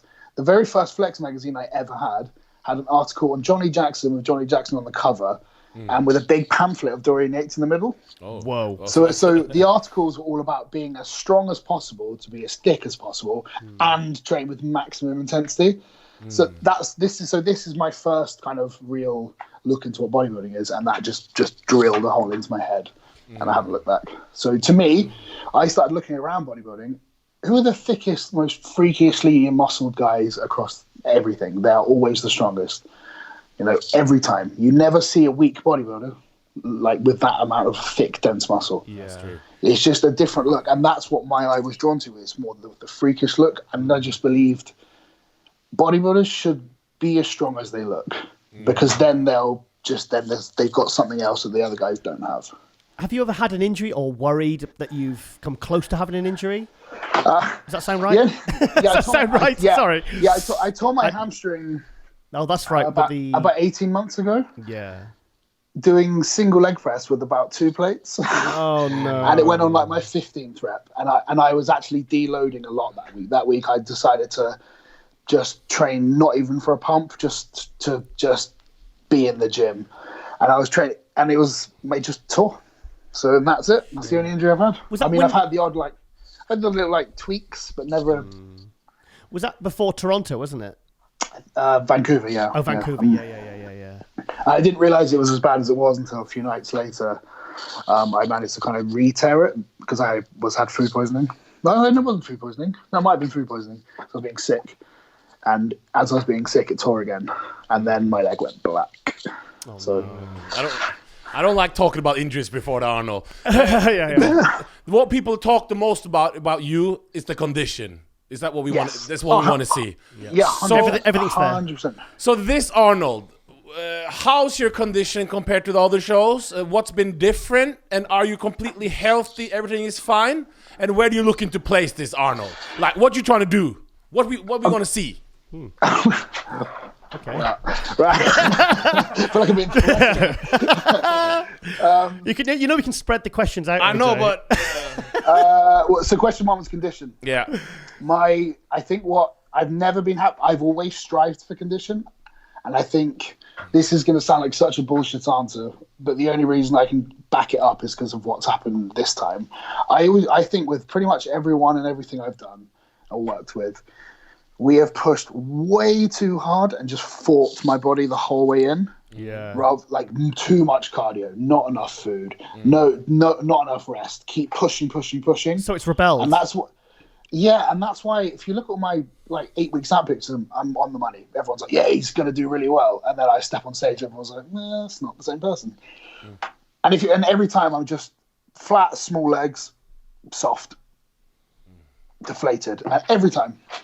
And this time it's just been almost the complete opposite. Oh. I mean, I started the prep earlier. I've eaten more than I've ever eaten, been getting regular feeds. And because of that, I've been able to train so much harder in the gym. That's why I've still been putting all the big lifts up right up till now. Like, I'm having to hold back in the gym. I'm like, today I was training chest. I could have easily gone up to 4 or 5 plates in the incline. And I was like, this is stupid. So I was like, it's stupid. I shouldn't do it. But that's because because Chris hasn't been hammering my body. He's been feeding me. I've been recovering so well, and my training is just better than it was in the off season. And I think that's been the key component. And anytime I start dipping down and my body starts fading, it'll back me off a little bit and it'll push me a lot bit on. And it's just been coasting down the entire time. It's interesting that you're still working with Chris because we obviously you had that kind of. Do you think it's because now you've stuck with him and you've learnt your body now? Yeah, and I also think a lot of maybe what I said last time, like I wouldn't work with him because I didn't trust him. A lot of that, I think I said it just out of anger at the time. I was trying to maybe put the blame somewhere else. But the more I moved away from the show, the more I gave a lot of things a lot of thought. I started thinking, well, maybe a lot of that is my fault because Chris can only go by what I tell him and that's it. And if he asks me, you okay? And I say, yeah, man, I'm good. But I'm actually literally nearly dying, and he doesn't know that. He just thinks I'm a bit sick. That's on me, and it's not his fault. Anything would ever happen like that. And I just thought. So basically, I just thought I need to work on my communication better, and so does he. And that's what we discussed, and that's what we've done. And everything's been great because there's been no guessing. I haven't held back information. It's just bang, bang, bang. So the communication both ways now is much better. 100%. 100%. That's good to hear. That's good to hear. And he actually saw me in person about 2 weeks ago. And was like, great. Doesn't say much. It's Chris Aceto. Doesn't say too much. You can kind of see his little grin. And since then it's mental because I've been right. You said when I started the podcast that my face is sunken in, right? I weighed 270 pounds this morning. Oh. I'm 5'8". I thought you said you made 270. You weighed. I weighed 270 pounds this morning. 5'8". Whoa. 5'8", and I'm in shape. I mean, I've had 3 high days back to back, so by Friday I'll probably lose about 8 pounds. Whoa. But I'm in shape at 270 at 5'8". 270. Well, Dorian was 5'10" and a half at about 260, wasn't he? Josh just said he was. But I'm probably. I mean, I know I know a lot of this is just. I'm full of shit from the food, but I'm still 270 at 11 days out, and I'm in shape. And this is I don't understand what's going on with Chris. I don't understand how this is even happening. But he's just been phenomenal this time. I think a lot of it's because our communication has been great, and everything's been like clockwork. Yeah. What does Chris feel that your capabilities are? Because he won't. Because he's the only reason I'm asking that is because if he ever actually said that to you or you asked him, I know he wouldn't blow smoke up your ass. He did say something very, very. He said he's only said it to 3 or 4 people before that he said to me. But he was like, yeah, you could do that. Yeah. It was like, it wasn't. But he did. Yeah, I'm not going to go. Come on. What did he say? Stop trolling. But he said I'm going to shock a lot of people, and he said he just seemed very excited, and Rhoden said the same as well. Oh wow! Rhoden saw you, or? Yeah, Rhoden saw me. Oh, because they wanted to see what my legs were like in person. This is when Rhoden was in the UK. When you was in the UK. They did their UK tour. So they and the 3 of them, the guys, was Chris, Psycho Fitness, Rhoden, and Aceto. They all looked to me, and they had nothing but nice things to say. Fantastic. Which was really cool. Did you get a chance to spend any time with them and find out what they're up to? They were there for about 2 hours after the seminar. We all sat and chatted for a bit. It was cool to get to know everyone and a little bit more, and spend some time with the guys. It's quite surreal, really. How is Shawn? Just be so relaxed all the time. I'm like, your head's on fire. We're good. He's just nothing phases the man. It's incredible. Yeah, and I don't think people realize a lot of the things he's been through as well. He's not just this. He had it easy. He's not like the gift, as a lot of people think. He's just all genetics. He's been through a lot of shit to get to where he is, and it's it's very nice to hear because he's from Jamaica as well. I didn't know that. So you know that. Mm-hmm. Yeah, so they're like he's got this whole background, and when he's like talking about bodybuilding, he's got this like deep passion. I've never seen come out in an interview with him. No, like there's a lot more to him than he puts out there. I get that impression actually. Yeah, I'd like to get him on actually very soon. Yeah, he's very funny as well. Yeah, he's very funny. But yeah, they were great to be around. It's very like inspiring and motivating to get to spend time with literally Mr. Olympia. We'll talk more about the Olympia in a little bit. But do you think Shawn Rhoden can win 2 Olympias or more Olympias? Yeah, I believe so. Yeah, I mean, how many? I think he'll be lucky to get the next one. Okay. And then I think that's it then. Because I think, in my opinion, like the strings of like 4 to 7 Olympias in a row, I think those days are gone. Yeah. I think it's going to be much more like the Arnold Classic. You're going to see maybe 1 winner or 3 different winners in 3 years, then 2, and it's going to be very different every year. And I think it's going to be a lot more exciting because the top 10 potential Mr. Olympias at the moment, none of them are really like that guy. You could make an argument for a lot. I think they're going to be like leapfrogging each other, and which I think is going to be a lot more exciting. Who do you think will be his main competition this year, especially with no Phil Heath? I think Ruli. I think basically whoever's doing the Arnold, like Ruli, Brandon, those kind of guys, because they're very comparable. And Rhoden's kind of he compares, but he's also very much his own. He's not as bubbly, round, freaky. So he either has to be behind them all or in front. So he's either got to be like 5th or 1st, because otherwise it kind of doesn't really make sense. So I think you just got to look at who is in the top 6 and how do you put them in order and what the judge is going to prefer. If they prefer Shawn's look, he's just going to win and everyone's kind of going to fall behind. Or, like I said, those guys are going to take preference. The Rulis, Ramis, even like Bonac, the super round big guys. Or they're just going to drop, or he's going to drop right down. Did you see that 2-week out guest posing that Winklaar did, the video? Yeah. Now, this just to let you know, this episode is going out is it 2nd or 3rd of March on the Monday, is it? It's basically it's the Monday after the weekend of the Arnold Classic. So by the time this goes out, we will know how Rolly is going to do. We will know how... I want to know what I would have done as well. Yeah. Sorry, of course. Yeah, sorry, no. We're not talking about Rolly now. No, because there's a big question mark over this conditioning issue, over his because Luke's a big fan of the sport as well. So I want to know his opinion. It's a bit like he looks shit, doesn't he? What's going on? Yeah, I don't know. Like, really? I wouldn't say shit, but he looks no. But I mean, conditioned. when you look shit for being 2 weeks out from potentially winning the Arnold Classic, you can put it in that realm of shit. Is that water or fat? Yeah, that's a good. Is that water or fat? If it's water, that's dangerous. If it's fat, what are you doing, mate? I mean, if that is water, it's not looking good, is it? Because but water can come off, fat can't in 2 weeks. Yeah. How much? That much water. That looks like 30 pounds of water. Do you not think? I mean, unless it was just terrible lighting and he had way too much oil on, blah blah blah. I've seen Rolly looking like that 6 weeks out when I saw him in Rotterdam, and I was like, is he going to get that off in 6 weeks? But you know what? He's going to be f***ing diced, isn't he? Let's be honest. He's going to walk out and everyone's going to be like... we're all going to be like, what the hell's that even possible? But he wasn't at the Arnold Classic last year, though, was he? But he wasn't. He was in Australia. Yes, afterwards. 2 or 3 weeks afterwards. So that was 2 weeks, wasn't it? 2 weeks. So that equivalent from the Arnold to the Arnold Australia was probably about what he is now. That was £15 difference, but I think he's got more than £15 to be shredded for the Arnold.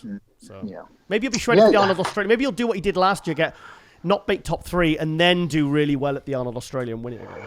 Yeah, maybe. I mean, but I kind of feel like if you're being smart, you need to look at what was I rewarded more for, and go for that look. I think that would be a smarter approach because he could potentially win the whole show.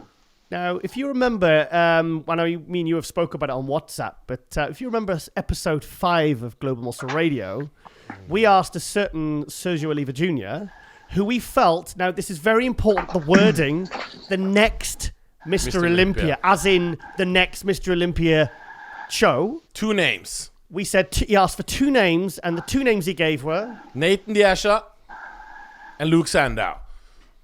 He's mental, isn't he? I don't know. Come on. We asked him, he said, what, Luke? And he said, and he went on and on about it and gave all the reasons for why he thought you were going to do it. Did you see it, or? I did. Somebody told me about it. What was your reaction? I was like, you're not wrong, but what you're saying is mental. I don't know if I buy that. That's what I was thinking. No, but I was thinking like, how could he possibly think that based on what anyone has seen? That's what is he seeing? Is Chris sending him my pictures, or is that of what I look like now? Because at this point when he said this, I hadn't really posted much of going into the Arnold. So I don't know where he's pulling that image from. The thing is, Luke, we didn't say who do you think who would be Mr. Olympia after, say, Shawn Rhoden wins 2 or 3, say. I said, who's the next Mr. Olympia? Because yeah, that is mental, isn't it? I don't even know what to say to that, because I think he's trying to be controversial. I think he's trying to wind people up. I think he's just a master troll. Do you think so? No. Or if he is very genuine and he genuinely believes that, then wow, what a compliment. You're 30 years old. You're 270 pounds. 5'8". Strong, one of the strongest bodybuilders in the world. 5 sponsor fans are loving you. You have to start believing in it. You sound like you're making me sound like I'm like a wrestler. But it's the facts, you know. Yeah.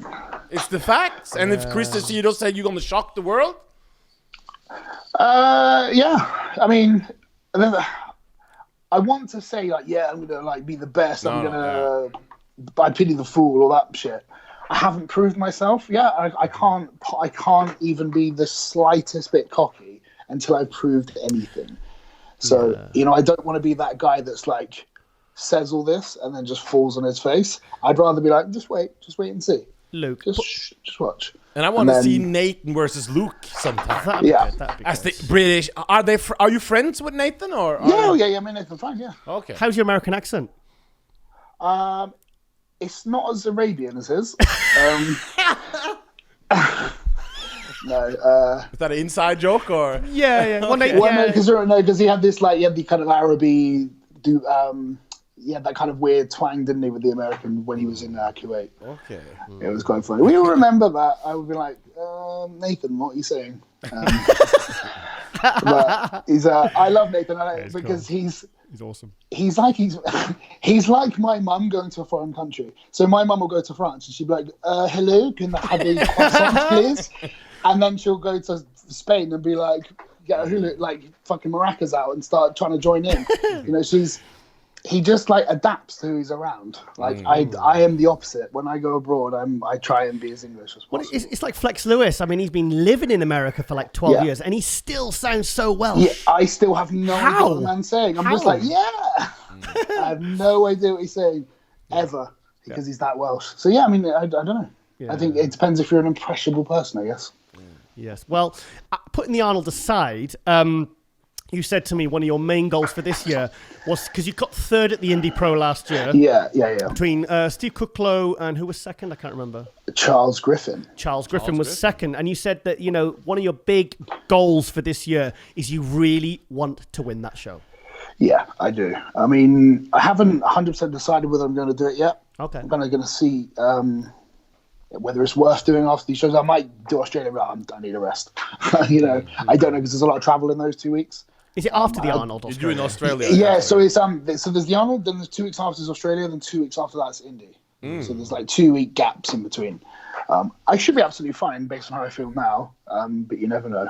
So ideally, I would love to go in and have the potential to win that show. That's it was just such a well-run show, and because I've been there, I can visualize it. I can visualize the hotel, the getting there. I can see it all. And when you can visualize it, it's a little bit easier to kind of focus on, I guess. So, yeah. Any thoughts on doing the UK show in June? Yeah, I mean that was another thing. So that's another reason why I haven't committed to the Indy show, because if I do Australia and I think I need a bit of a rest, then I can do the London show. So I'm kind of playing it by it because I've committed to shows before and nearly died. Yeah, Vancouver wasn't. Almost died. Lest we forget Vancouver, you know, because that was a lesson that you learned that I should have really pulled out of that one. I tore my hamstring. I just think that's my body wasn't responding. I was pushing too hard. Yeah, and that's the last thing I want to happen this time. So I'm kind of being a bit more restrictive. So I'm not being like, I'll do every show, and then die halfway through. Not literally die, but just be like, I can't, you know. So I'm gonna just. Probably the day after the Arnold Australia, I'll be like, okay, cool, let's go. And hopefully, if you qualify by winning the Indy, you will be at the Olympia. 100%. So you're not turning down the Olympia if you qualify? Who does that? Why would you do no. Well, I want to know because this is important to ask. Well, do people do that? Sergio did it. Sergio did it, yeah. I thought he had other reasons. I didn't think it was a choice. I thought it was like financial and personal reasons and he couldn't commit. Well, regardless, he didn't do it. Yeah. So, but that's not turning it down. I mean, do people actually just go, who goes, Olympia? Nah, you're right, mate. That doesn't happen. So, like, who's turning it down? Who's been like, nah?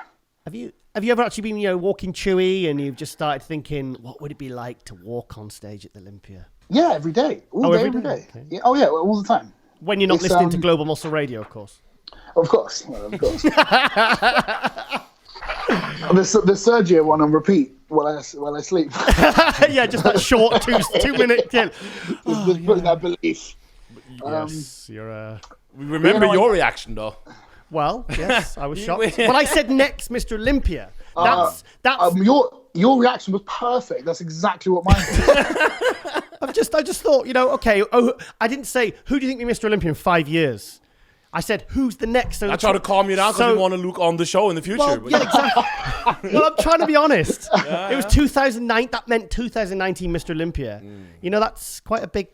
But we want to see you in England. That show. Come on, it's a big show in England. Yeah. All the English guys is going to do it. Aren't you close with bro? Is it? Are you with?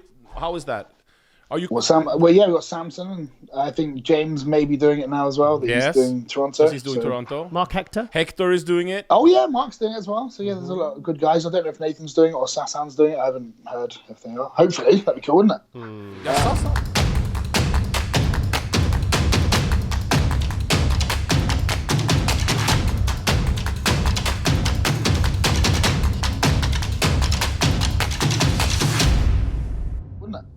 Yeah, Sassan is quiet lately, huh? Yeah, I think he might compete, this year, because he said he was, then he wasn't, and I've got a feeling. I've seen on his social media he's been a bit cryptic. I think he Luke might. took his place in Arnold. Yeah, I'd like to have seen both being invited. I've heard that. Yeah. Yeah, Luke, you're responsible. No, I thought it was fair. I thought both should have been All invited. jokes aside, I actually got shat on a little bit for that. You did. Oh, really? As if I chose that decision. I didn't make the fucking decision. I put the analysts out, and there was so much like, Sassan, where's Sassan? It's like, why have you taken... Like, I'm like, fuck, I want Sass there as much as you guys do. Why you even It's not my fucking fault. So, yeah. So I don't know what happened to Sass. Hopefully he will compete, because I want to see him at the Olympia, because he's, in my opinion, probably potentially the best British bodybuilder we have at the moment. Wow. The best? I think so, potentially. It's fantastic. So that's what I want to, I want to see it from Sass. I don't want to see the same 230-pound Sass. I want to see the 245 shredded out of his mind Sass. Yeah. Is that going to be better than Nathan or Luke in their Sassan? Let's see. Well, I don't know.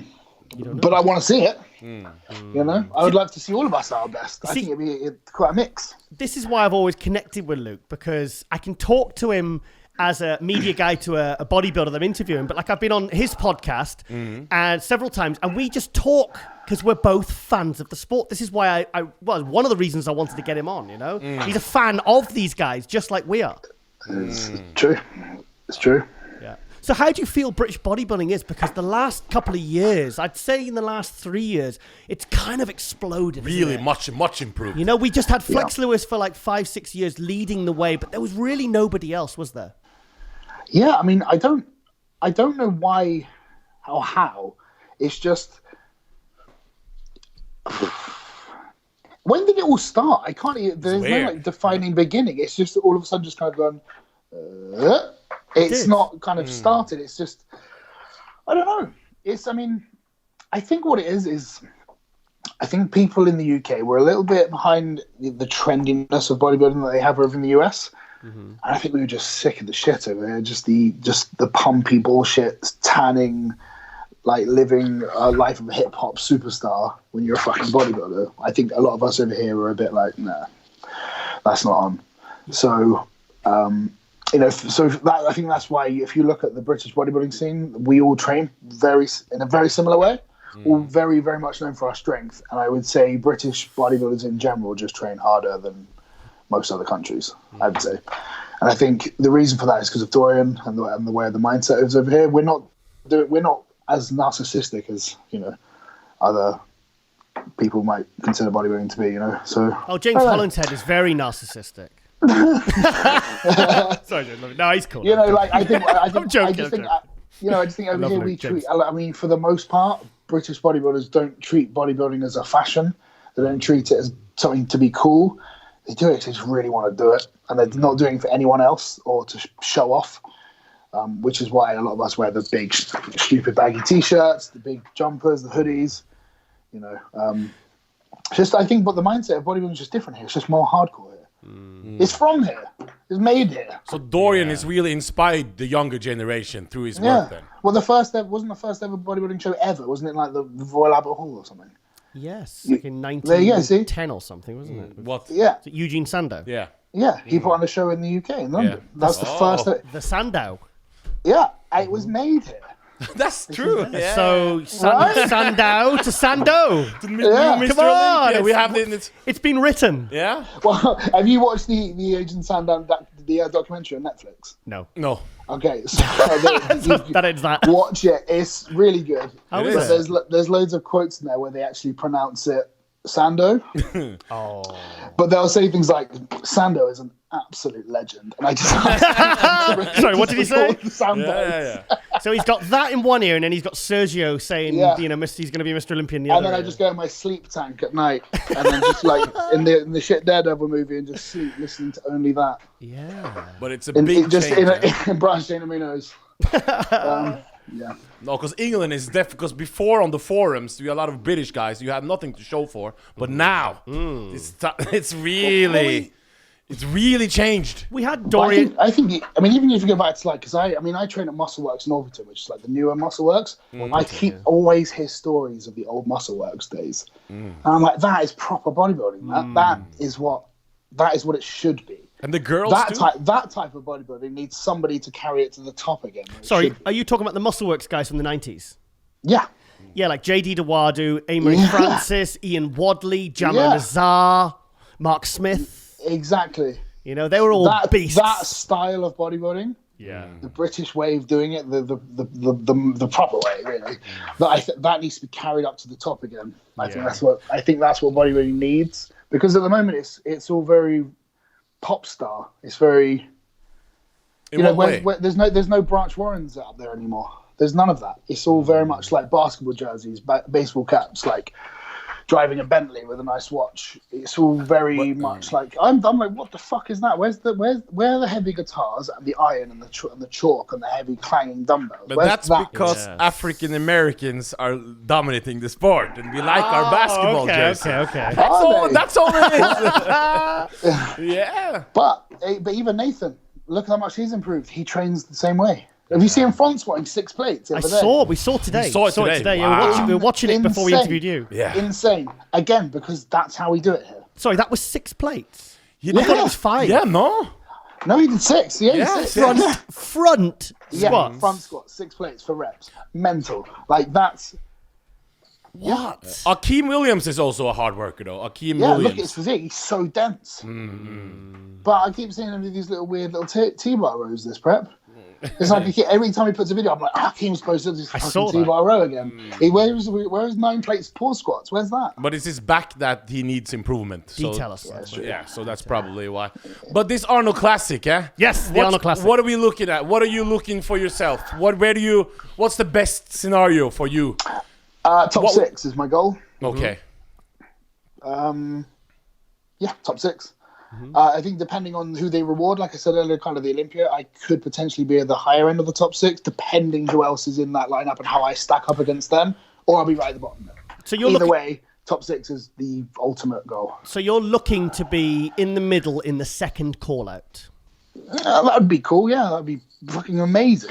Because, I mean, the first call out, they are going to call the names out. I mean, they don't even get a chance to really look at those guys, but it's going to be the Rowleys, the Williams, the Josh, the Brandon. Yeah. Well, this is why I was saying, like, I mean, because lucky for me, there is somebody like Josh in that lineup.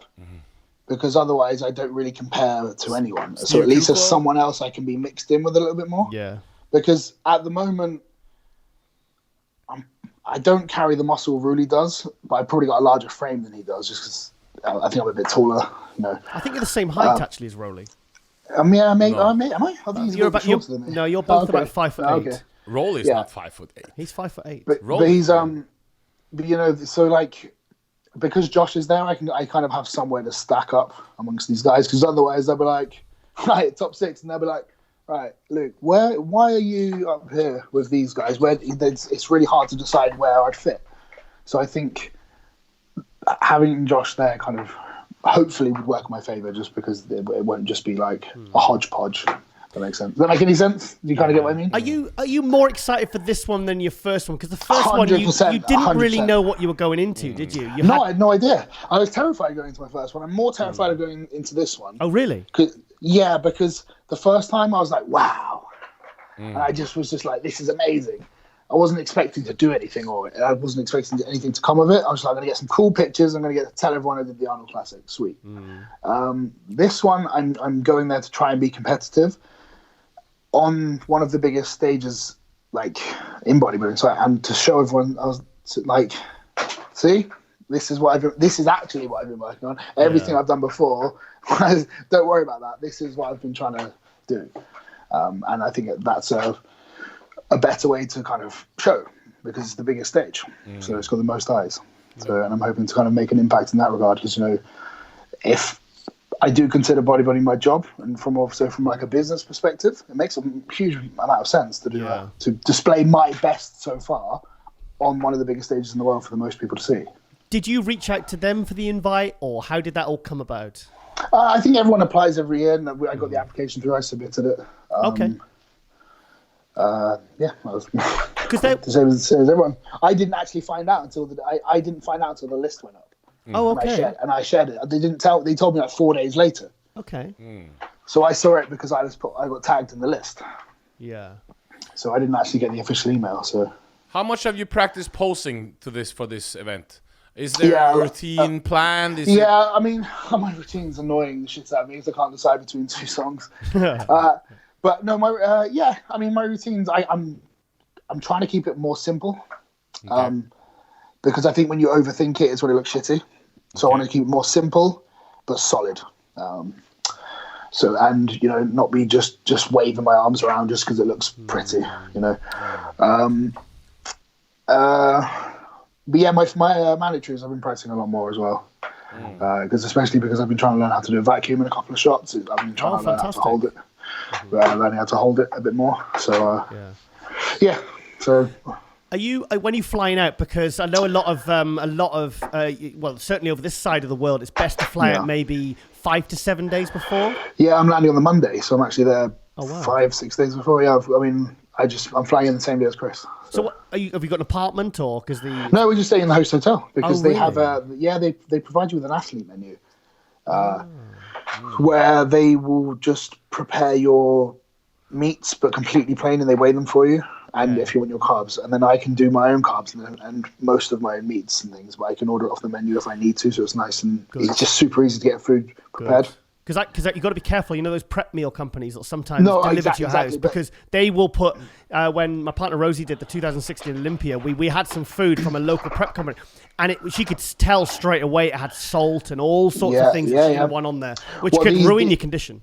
Yeah, but the ones at the hotel, it says at the top, no seasonings. Perfect. Nothing. It's just completely just meat on a grill. Done. And you pay by the ounce, I think. Right. And it's quite good value as well. So literally just for so I can prepare my own carbs in the hotel room in the microwave, and then I can order like the chicken breasts if I need to, or I can just go shopping and cook on a hot plate because there's a fridge and a microwave. So it's got everything I need, and it's just across the walkway. So it's the Hilton opposite the venue. Now you're someone, bodybuilding aside, you're someone that does a lot of media work. You've done a lot of you've done a lot of podcasts. You do a lot of video content.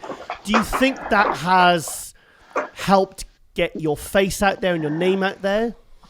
Well, yeah. I mean, if it has as much as you guys said it has, then I guess it must have. Is that something you planned? Or is that something you planned to do? What? Or just happen organically? I think what it is because I think these podcasts, people who do podcasts, I think they reach out to a lot of bodybuilders.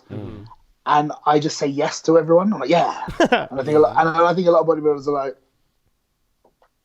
no. So I think just because I say yes to everyone, more people ask, and then I just keep going on podcasts because I like going on podcasts. You're very good at them because I mean we've had real fun on them. I mean Luke part of a podcast. How long's the Size Game podcast been going for now? Oh, it's been like 3 years now. 3 years. So it's Size Game he's on? The Size Game podcast. The Size Game podcast. I mean it's on iTunes. I've been on I think usually I jump in when James is or Luke or whatever one of them isn't available and they bring me in as either the third or the fourth. Okay. You're the crash dummy. I'm like I'm the spare tire they wheel out every now and again. You can't get nobody else. Yeah. They're like Giles will say yeah. So I but it's great because it's not just bodybuilding talk. It's like because Luke's not someone who's a one-dimensional bodybuilder. That's all he does. He's got a lot of other interests. I mean, I won't even start about the Batman thing. Okay. Because we'll be talking for 2 hours just on that. That's a separate podcast we'll do. But that's next week's episode. Yes, that's the next episode, all the comic book stuff.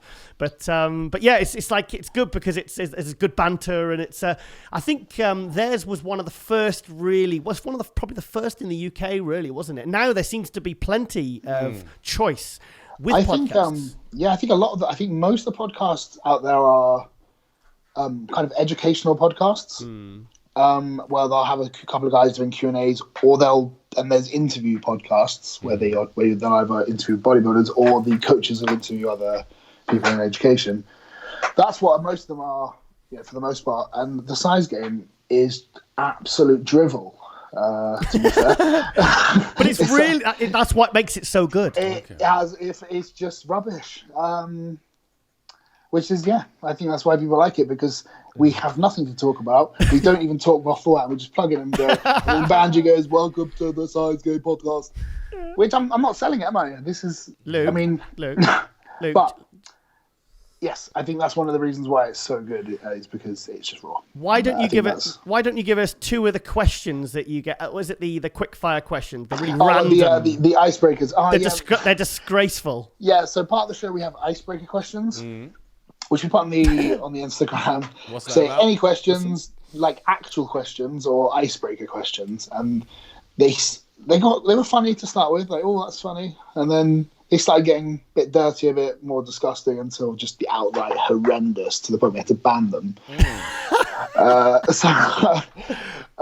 won't repeat them on this. Because this is a real network. I'll give you some more of the fun ones. The cock and cake one. Yeah, we'll do that. We'll just do that one because this is a conundrum. Right? Would you rather sit on a cock, right? Sit on a cock and eat cake, or sit on a cake and eat cock? Wow, that's a hell of a. What was it again? Sit on the. Sit on a cock and you got to sit on a cock and eat cake. Yeah. Or sit on a cake and eat cock. Now I want to know who thought the question up. Giles, answer the question. I'm not at liberty to answer. I'm not contractually obligated. I almost feel like that's the type of question, like, what came first, the chicken or the egg? But it hasn't had as much traction as that question. I think it's a genuine, real question out there. Okay, it's a real. Because it sounds too good, doesn't it? It's a real thinker, that one. Yeah, it is. Yeah, it's like. That's what all these guys now are doing their philosophy degrees. Well, it's popular in bodybuilding. Some good old. Yeah, well, yeah, it's great. I think it's fantastic, and it's like they're doing really, really well, and it's I think it's paved the way as well for a lot of other bodybuilding podcasts like MD Global Muscle Radio. Who's on this? Yep. This is I'll ask Luke. Who is on the Size Game podcast? Okay, so we got Banji Demaji. Yes, legend. He's literally as a legend. I think he's joking 99% of the time. Okay. I think it's all an act, and he's actually just normal. We've got James Hollingshead, myself, and Jamie Johal. So there's three pros and Banji. So poor Banji, he needs his pro card. He could get a pro card as well, couldn't he? He's awesome. He really he's awesome. But when's he going to compete again? He hasn't competed for a few years. Well, word on the street. It's not on the street because he said it on the last episode. But word on the net. That he wants to do the show in March, end of March, the Two Bros, and he's aiming for the British finals this year. Okay. With the Two Bros events, so the regionals, and then he wants to do the British finals. I think so. I think he could definitely turn pro. I think he's massively underrated. Yeah, but he hasn't competed, so he can't be underrated if he hasn't competed. No, but I think it's like when you look at his pictures, it's all there. Yeah. It's just, but I think when I say underrated, maybe I mean he's never on anyone's radar. But then when you go back and look at his pictures, you're like, oh shit, yeah, Banji. Yeah. So. Yeah. So I mean, continued success with that, mate. But Yeah. Give him a question, one of those hard questions. Ooh. On air. Oh no! What was it? Would you rather have? No. One I remember from there was: would you rather have penises for fingers or vaginas for ears? We've had a question like that, but it wasn't that one. Was that vaginas for ears? You did that. I'm sure you did that. Or was that? No, I'm sure. No, I think ours was like just fingers for cocks or something. That's what I said. So I think the other one was like, would you like a cock for a mouth or something? I don't know. If you're just tuning in, this is a very highbrow show normally. So wait. So you got finger cocks. Yeah. Useless. And you got ear vaginas. Yeah. It's a no-brainer. Literally a no-brainer. You just have ear vaginas. Okay, that's good to know. Right, beanie, can't see them. Earmuffs, can't see them. See. If you're feeling a bit bored, you just tickling. I reckon you're giving yourself a bit of fun.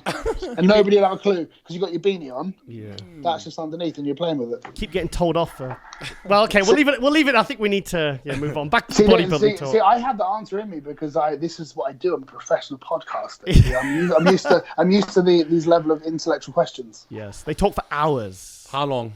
About 3 hours I've been on there for. About 3 hours of just the whole podcast could be almost around that one subject. Yeah, but it's good. It's a lot of people tune in. A lot of people find it very, very. Yeah, interesting, it's legitimately popular for whatever reason. I'm not. Yes. So, yeah. No, we just. I'm just excited for the Arnold Classic. That's what because this will be out after Arnold Classic, and I can't wait. I think it's time to. This is the time, isn't it, to make a big impression? Yeah, it is. Yeah, yes, it is. It's time. It's the time. Yeah, this is the time. I think, isn't it? I think it's. Yeah, well, yeah. That's why I kind of wanted to do the show. What better time and place to show first show of the year, the most interest, the most viewers. Ta-da! Yes. Yeah. No, will be great. So yeah. So any final questions you want to give to? We just want to say good luck. I'm impressed by your progress, both especially how well known you become and how you're like easy, like fun guy, like good content on your social media. How you work out, how you inspire other people. It's easy to see that you're a real person. He's not like you could tell that when you had not argument with Aceto, but he's not afraid when you talked about it. You're not afraid. You don't just say things because it sounds good, and that's very nice to see. And we love seeing your progress. And I just think this is like the bodybuilding field now. It's open. You're the perfect age. Yeah. You're healthy. You're strong. You got a good support by Redcon, who's doing a great job with you. They're really looking after me. Yeah, and England is on the rise, and it's great to see that you're on the rise, Luke. So we'll be rooting for you this Arnold in Ohio. Well, thank you very much. I do appreciate that a lot. One last question. I'd be interested to know what your long-term plans are. In what respect?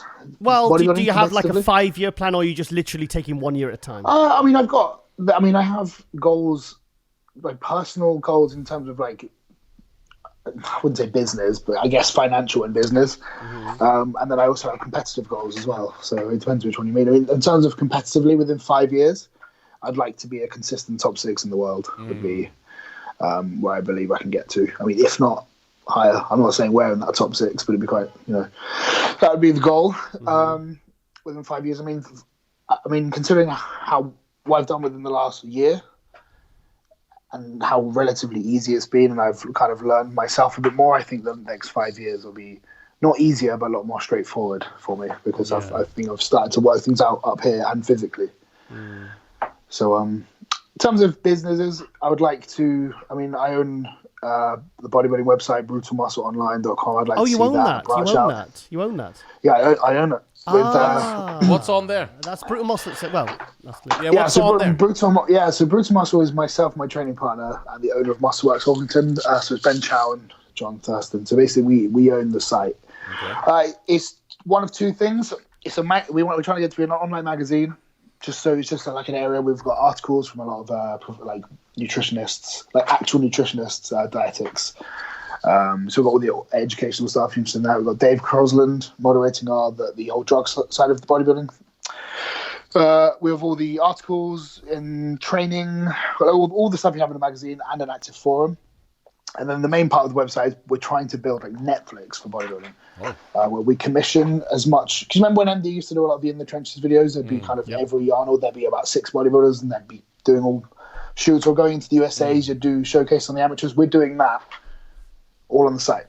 So we're trying to commission as many people as possible. We've got a video actually coming from Josh Lanatowicz. So did you guys see? Did you see that snapshot of him doing the 4-plate lunge? Yes. That went around? That was the snapshot for our video. So he filmed it that day. 4-plate lunge. Yeah, it's mental, isn't it? So we got that. We've got Chris Bumstead and Ian Valiera coming up doing some stuff. Got an interview with Milo Sarchev just went up. We also have Mike Francois and Blair Moan doing a couple of body parts. Got Matt Jansen doing a really good chest workout. It's actually really brutal, that video. We got loads of stuff for myself, UK Pro Samson Dowder and Donna Murphy, and also Mr. Universe Josh Maley. He's cool as well because he's 6'6", massive beard. He's awesome. So I'm happy Donna Murphy. You could look him straight in the eye, Josh. I'm happy Donna Murphy's there. That's all.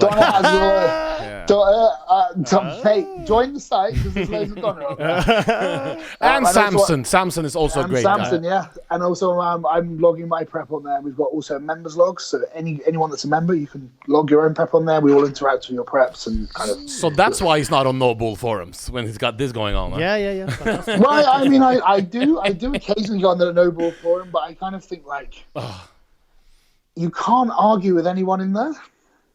Everyone's fucking. It will just imagine. I think it's just.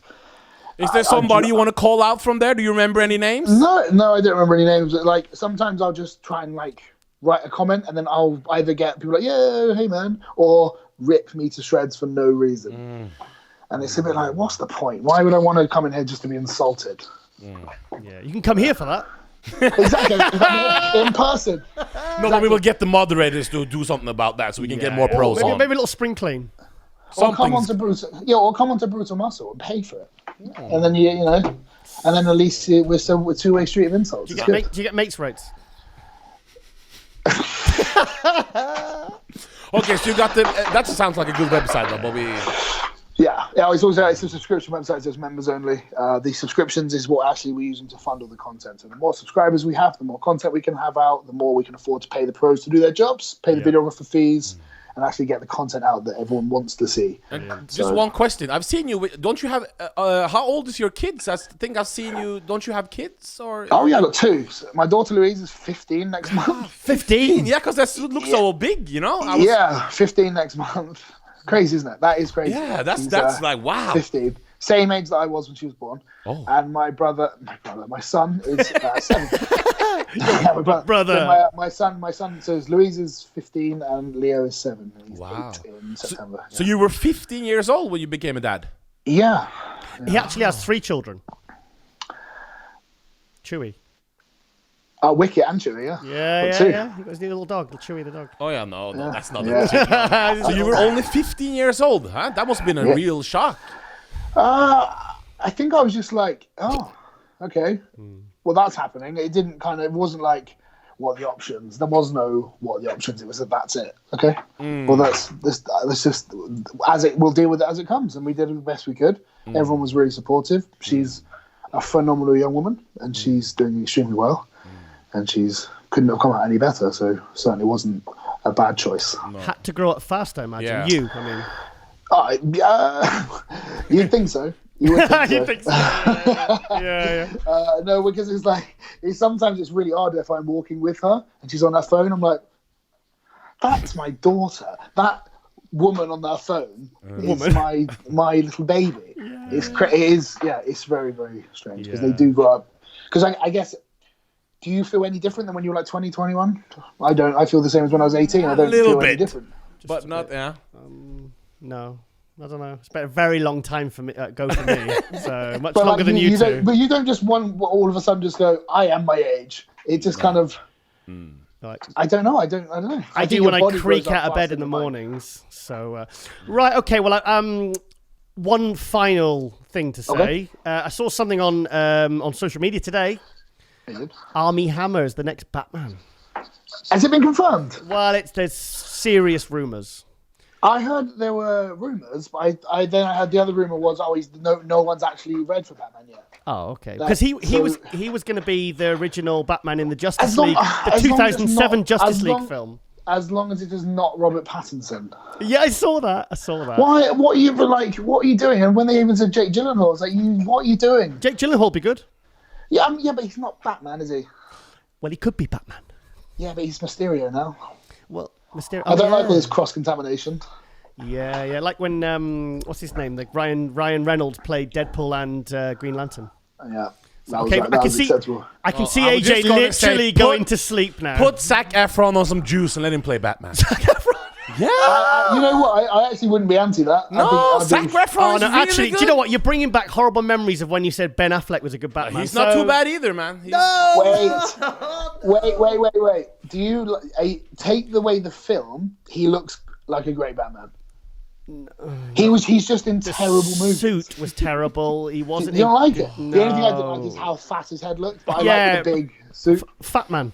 Come on, Ben Affleck is not that bad. No, he was not. He wasn't in good shape. He wasn't in good shape. Well, he's like Dark Knight Returns, wasn't he? Kind of older, fatter Batman. Yeah.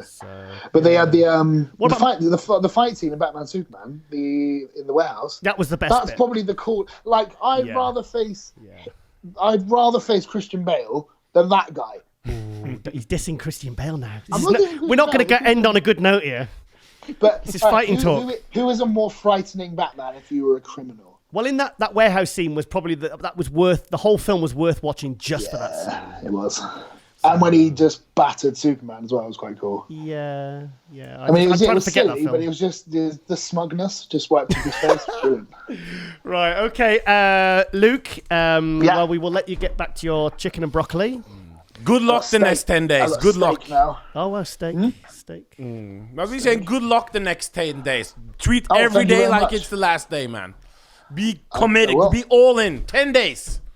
10 days. Are you guys going to be there? I'll be there. I'll Giles be will out be there there. next Wednesday at the Hilton. So I'll see you there. What, next week? Yeah, I'll already be there. So. Well, I want to. I'll text you when we get in because I'll come and grab you for a room interview or something. We'll get some clip-on mics and we'll do another little informal chat. Yes, let's So do we'll it. do a Batman Excellent. chat. Just an hour-long bat chat. Yeah. Okay. do it. Now you make a great. I did say you make a great Bane, though. You make a great Bane. What are we talking like Mexican proper Bane or Not Bane? Mexican Bane. Well, you could do a Mexican accent, like. Yeah, but he is Mexican, isn't he? Or Yeah. he's Mexican. He's He's South American, Latin. Yeah, South American. Yeah. I mean, he's yeah, I could see that. Yeah. All right, Luke. Well, I'm really excited to see you, and I can't wait to see you there on stage at the Arnold Classic.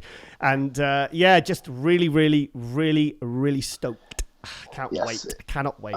I can't either. It's going to be a lot of fun. And I really appreciate you taking the time so close to the contest so close to the because No, it's great. you and I always say yes to all of this stuff. I love it. Oh, I thought I felt special. I thought you said yes. Well, of course, I always say yes when the best podcast asks me to come.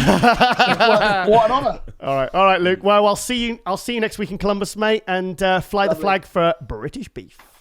I will. All right, buddy. Take care, mate. Good luck. See you later, guys. Thank you, Luke. Thank you. Bye-bye. Bye-bye. Oh, let me just shut this down. Hang on, I always forget this. There you go. How do you think? What do you think? Easy to see why it's very likable. Yeah. You know, it's very easy. You can tell. Everybody can watch this and tell. It's going to be interesting. If Aceto says the truth, we don't know but if this is the truth, it's going to be interesting to see. If he's top 6, that means he's stepping over some very, very big 270 pounds at 5'8" in shape. Winklaar is not 5'8". He's 5'8". No, come on. 5'8" and a half, and he was 278 at the Arnold Classic. How tall is Bonac? 5'5". So Roll is 5'8". Bonac might be 5'6". Yeah, Rolly's not short, tall at all. Sorry, no. I say Roll is 5'7", and he's and Luke is 5'8". Okay, well, I'll find out. Okay, I'll take a tape measure to Columbus. No, but it's going to be interesting. Yeah, very interesting. And this is probably his biggest challenge yet. But like he said to me, he said the year he got 5th at the British finals, he straight after that show in 2015, straight after that, he said, I am going to come back in 2016 and win the British finals and get my pro card. And I won't say that people certainly didn't laugh because he had the potential, but there was some other very good names at that time. Jamie Johal was one. He was Jamie Christian, Jamie the Giant, who's now pro. He won the super heavyweights in 2015. So he completely, kicked Luke's ass. But then Luke came back in 2016, did that and won the British finals. So he's got a habit of proving people wrong.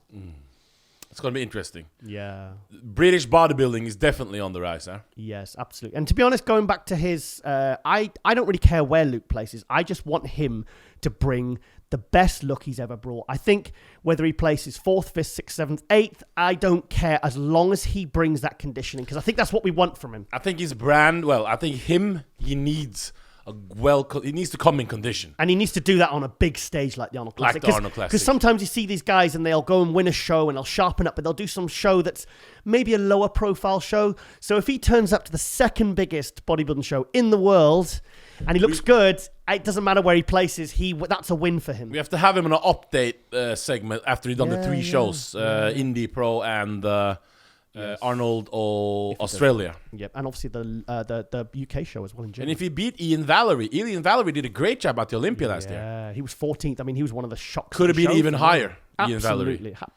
So yeah, beating guys like that, there's no fluke in that. So it's gonna be really interesting in Arnold Classic. Yes. Well, when this is out, the results are in. Yes. So okay. Well, I hope everyone has enjoyed episode 10 of MD Global Muscle Radio. Yep. Make sure you check out. Well, by the time this is out, the March edition will be out with my MD Global Muscle Buzz column and all the usual content. Magazine's made a bit of a comeback the last few issues. It's I've just noticed, a bit of a return to glory there. So absolutely fantastic. So make sure. Well, actually, you'll have, the Arnold Classic will be over by the time. Can you imagine if Rolly Winklaar wins it all, and we will look like a fool today? Because we've been mentioning the Rolly Winklaar video 4 times. But it's disturbing though, that video. No, I think what's going to happen is going to happen what happened last year. He's going to come in 4th or 5th, 6th, and then he's going to end up dropping weight and then doing much better at the Arnold Classic Australia. Well, the results will be in by this one be out. Yes, and I hope, I'm sure it's going to bring many surprises, as does all the really big shows, and people move up, people move down, and... but don't we have... No, yes, correct. Nothing... Yeah. Okay. High-Tech Pharmaceuticals. High-Tech. Big thank you there to High-Tech Pharmaceuticals for supporting MD Global Muscle Radio and MD Global Muscle Hot News on Facebook Live. Check that out if you can go back and search back. Muscle Weekly shows. Muscle News Weekly. Mine and my partner Rosie, IFBB Pro, Rosie Rascal Hart. We do Muscle News Weekly. That's on the MD YouTube. Check that out. You can just search it into YouTube. It'll come up. I think by the time this goes out, we'll be on episode, 38 episodes, a 90-minute show. So check that out. And I can't wait to get out. I mean, this is recorded before I go out to Columbus. So I am absolutely, forgive the pun, but I am pumped. Donna Murphy also, check her out. Yeah.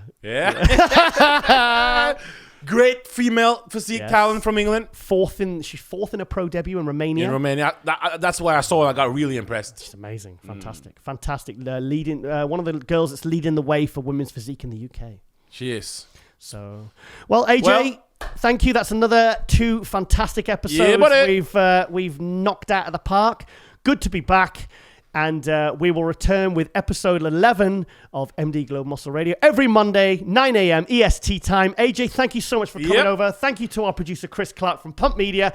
And we are out.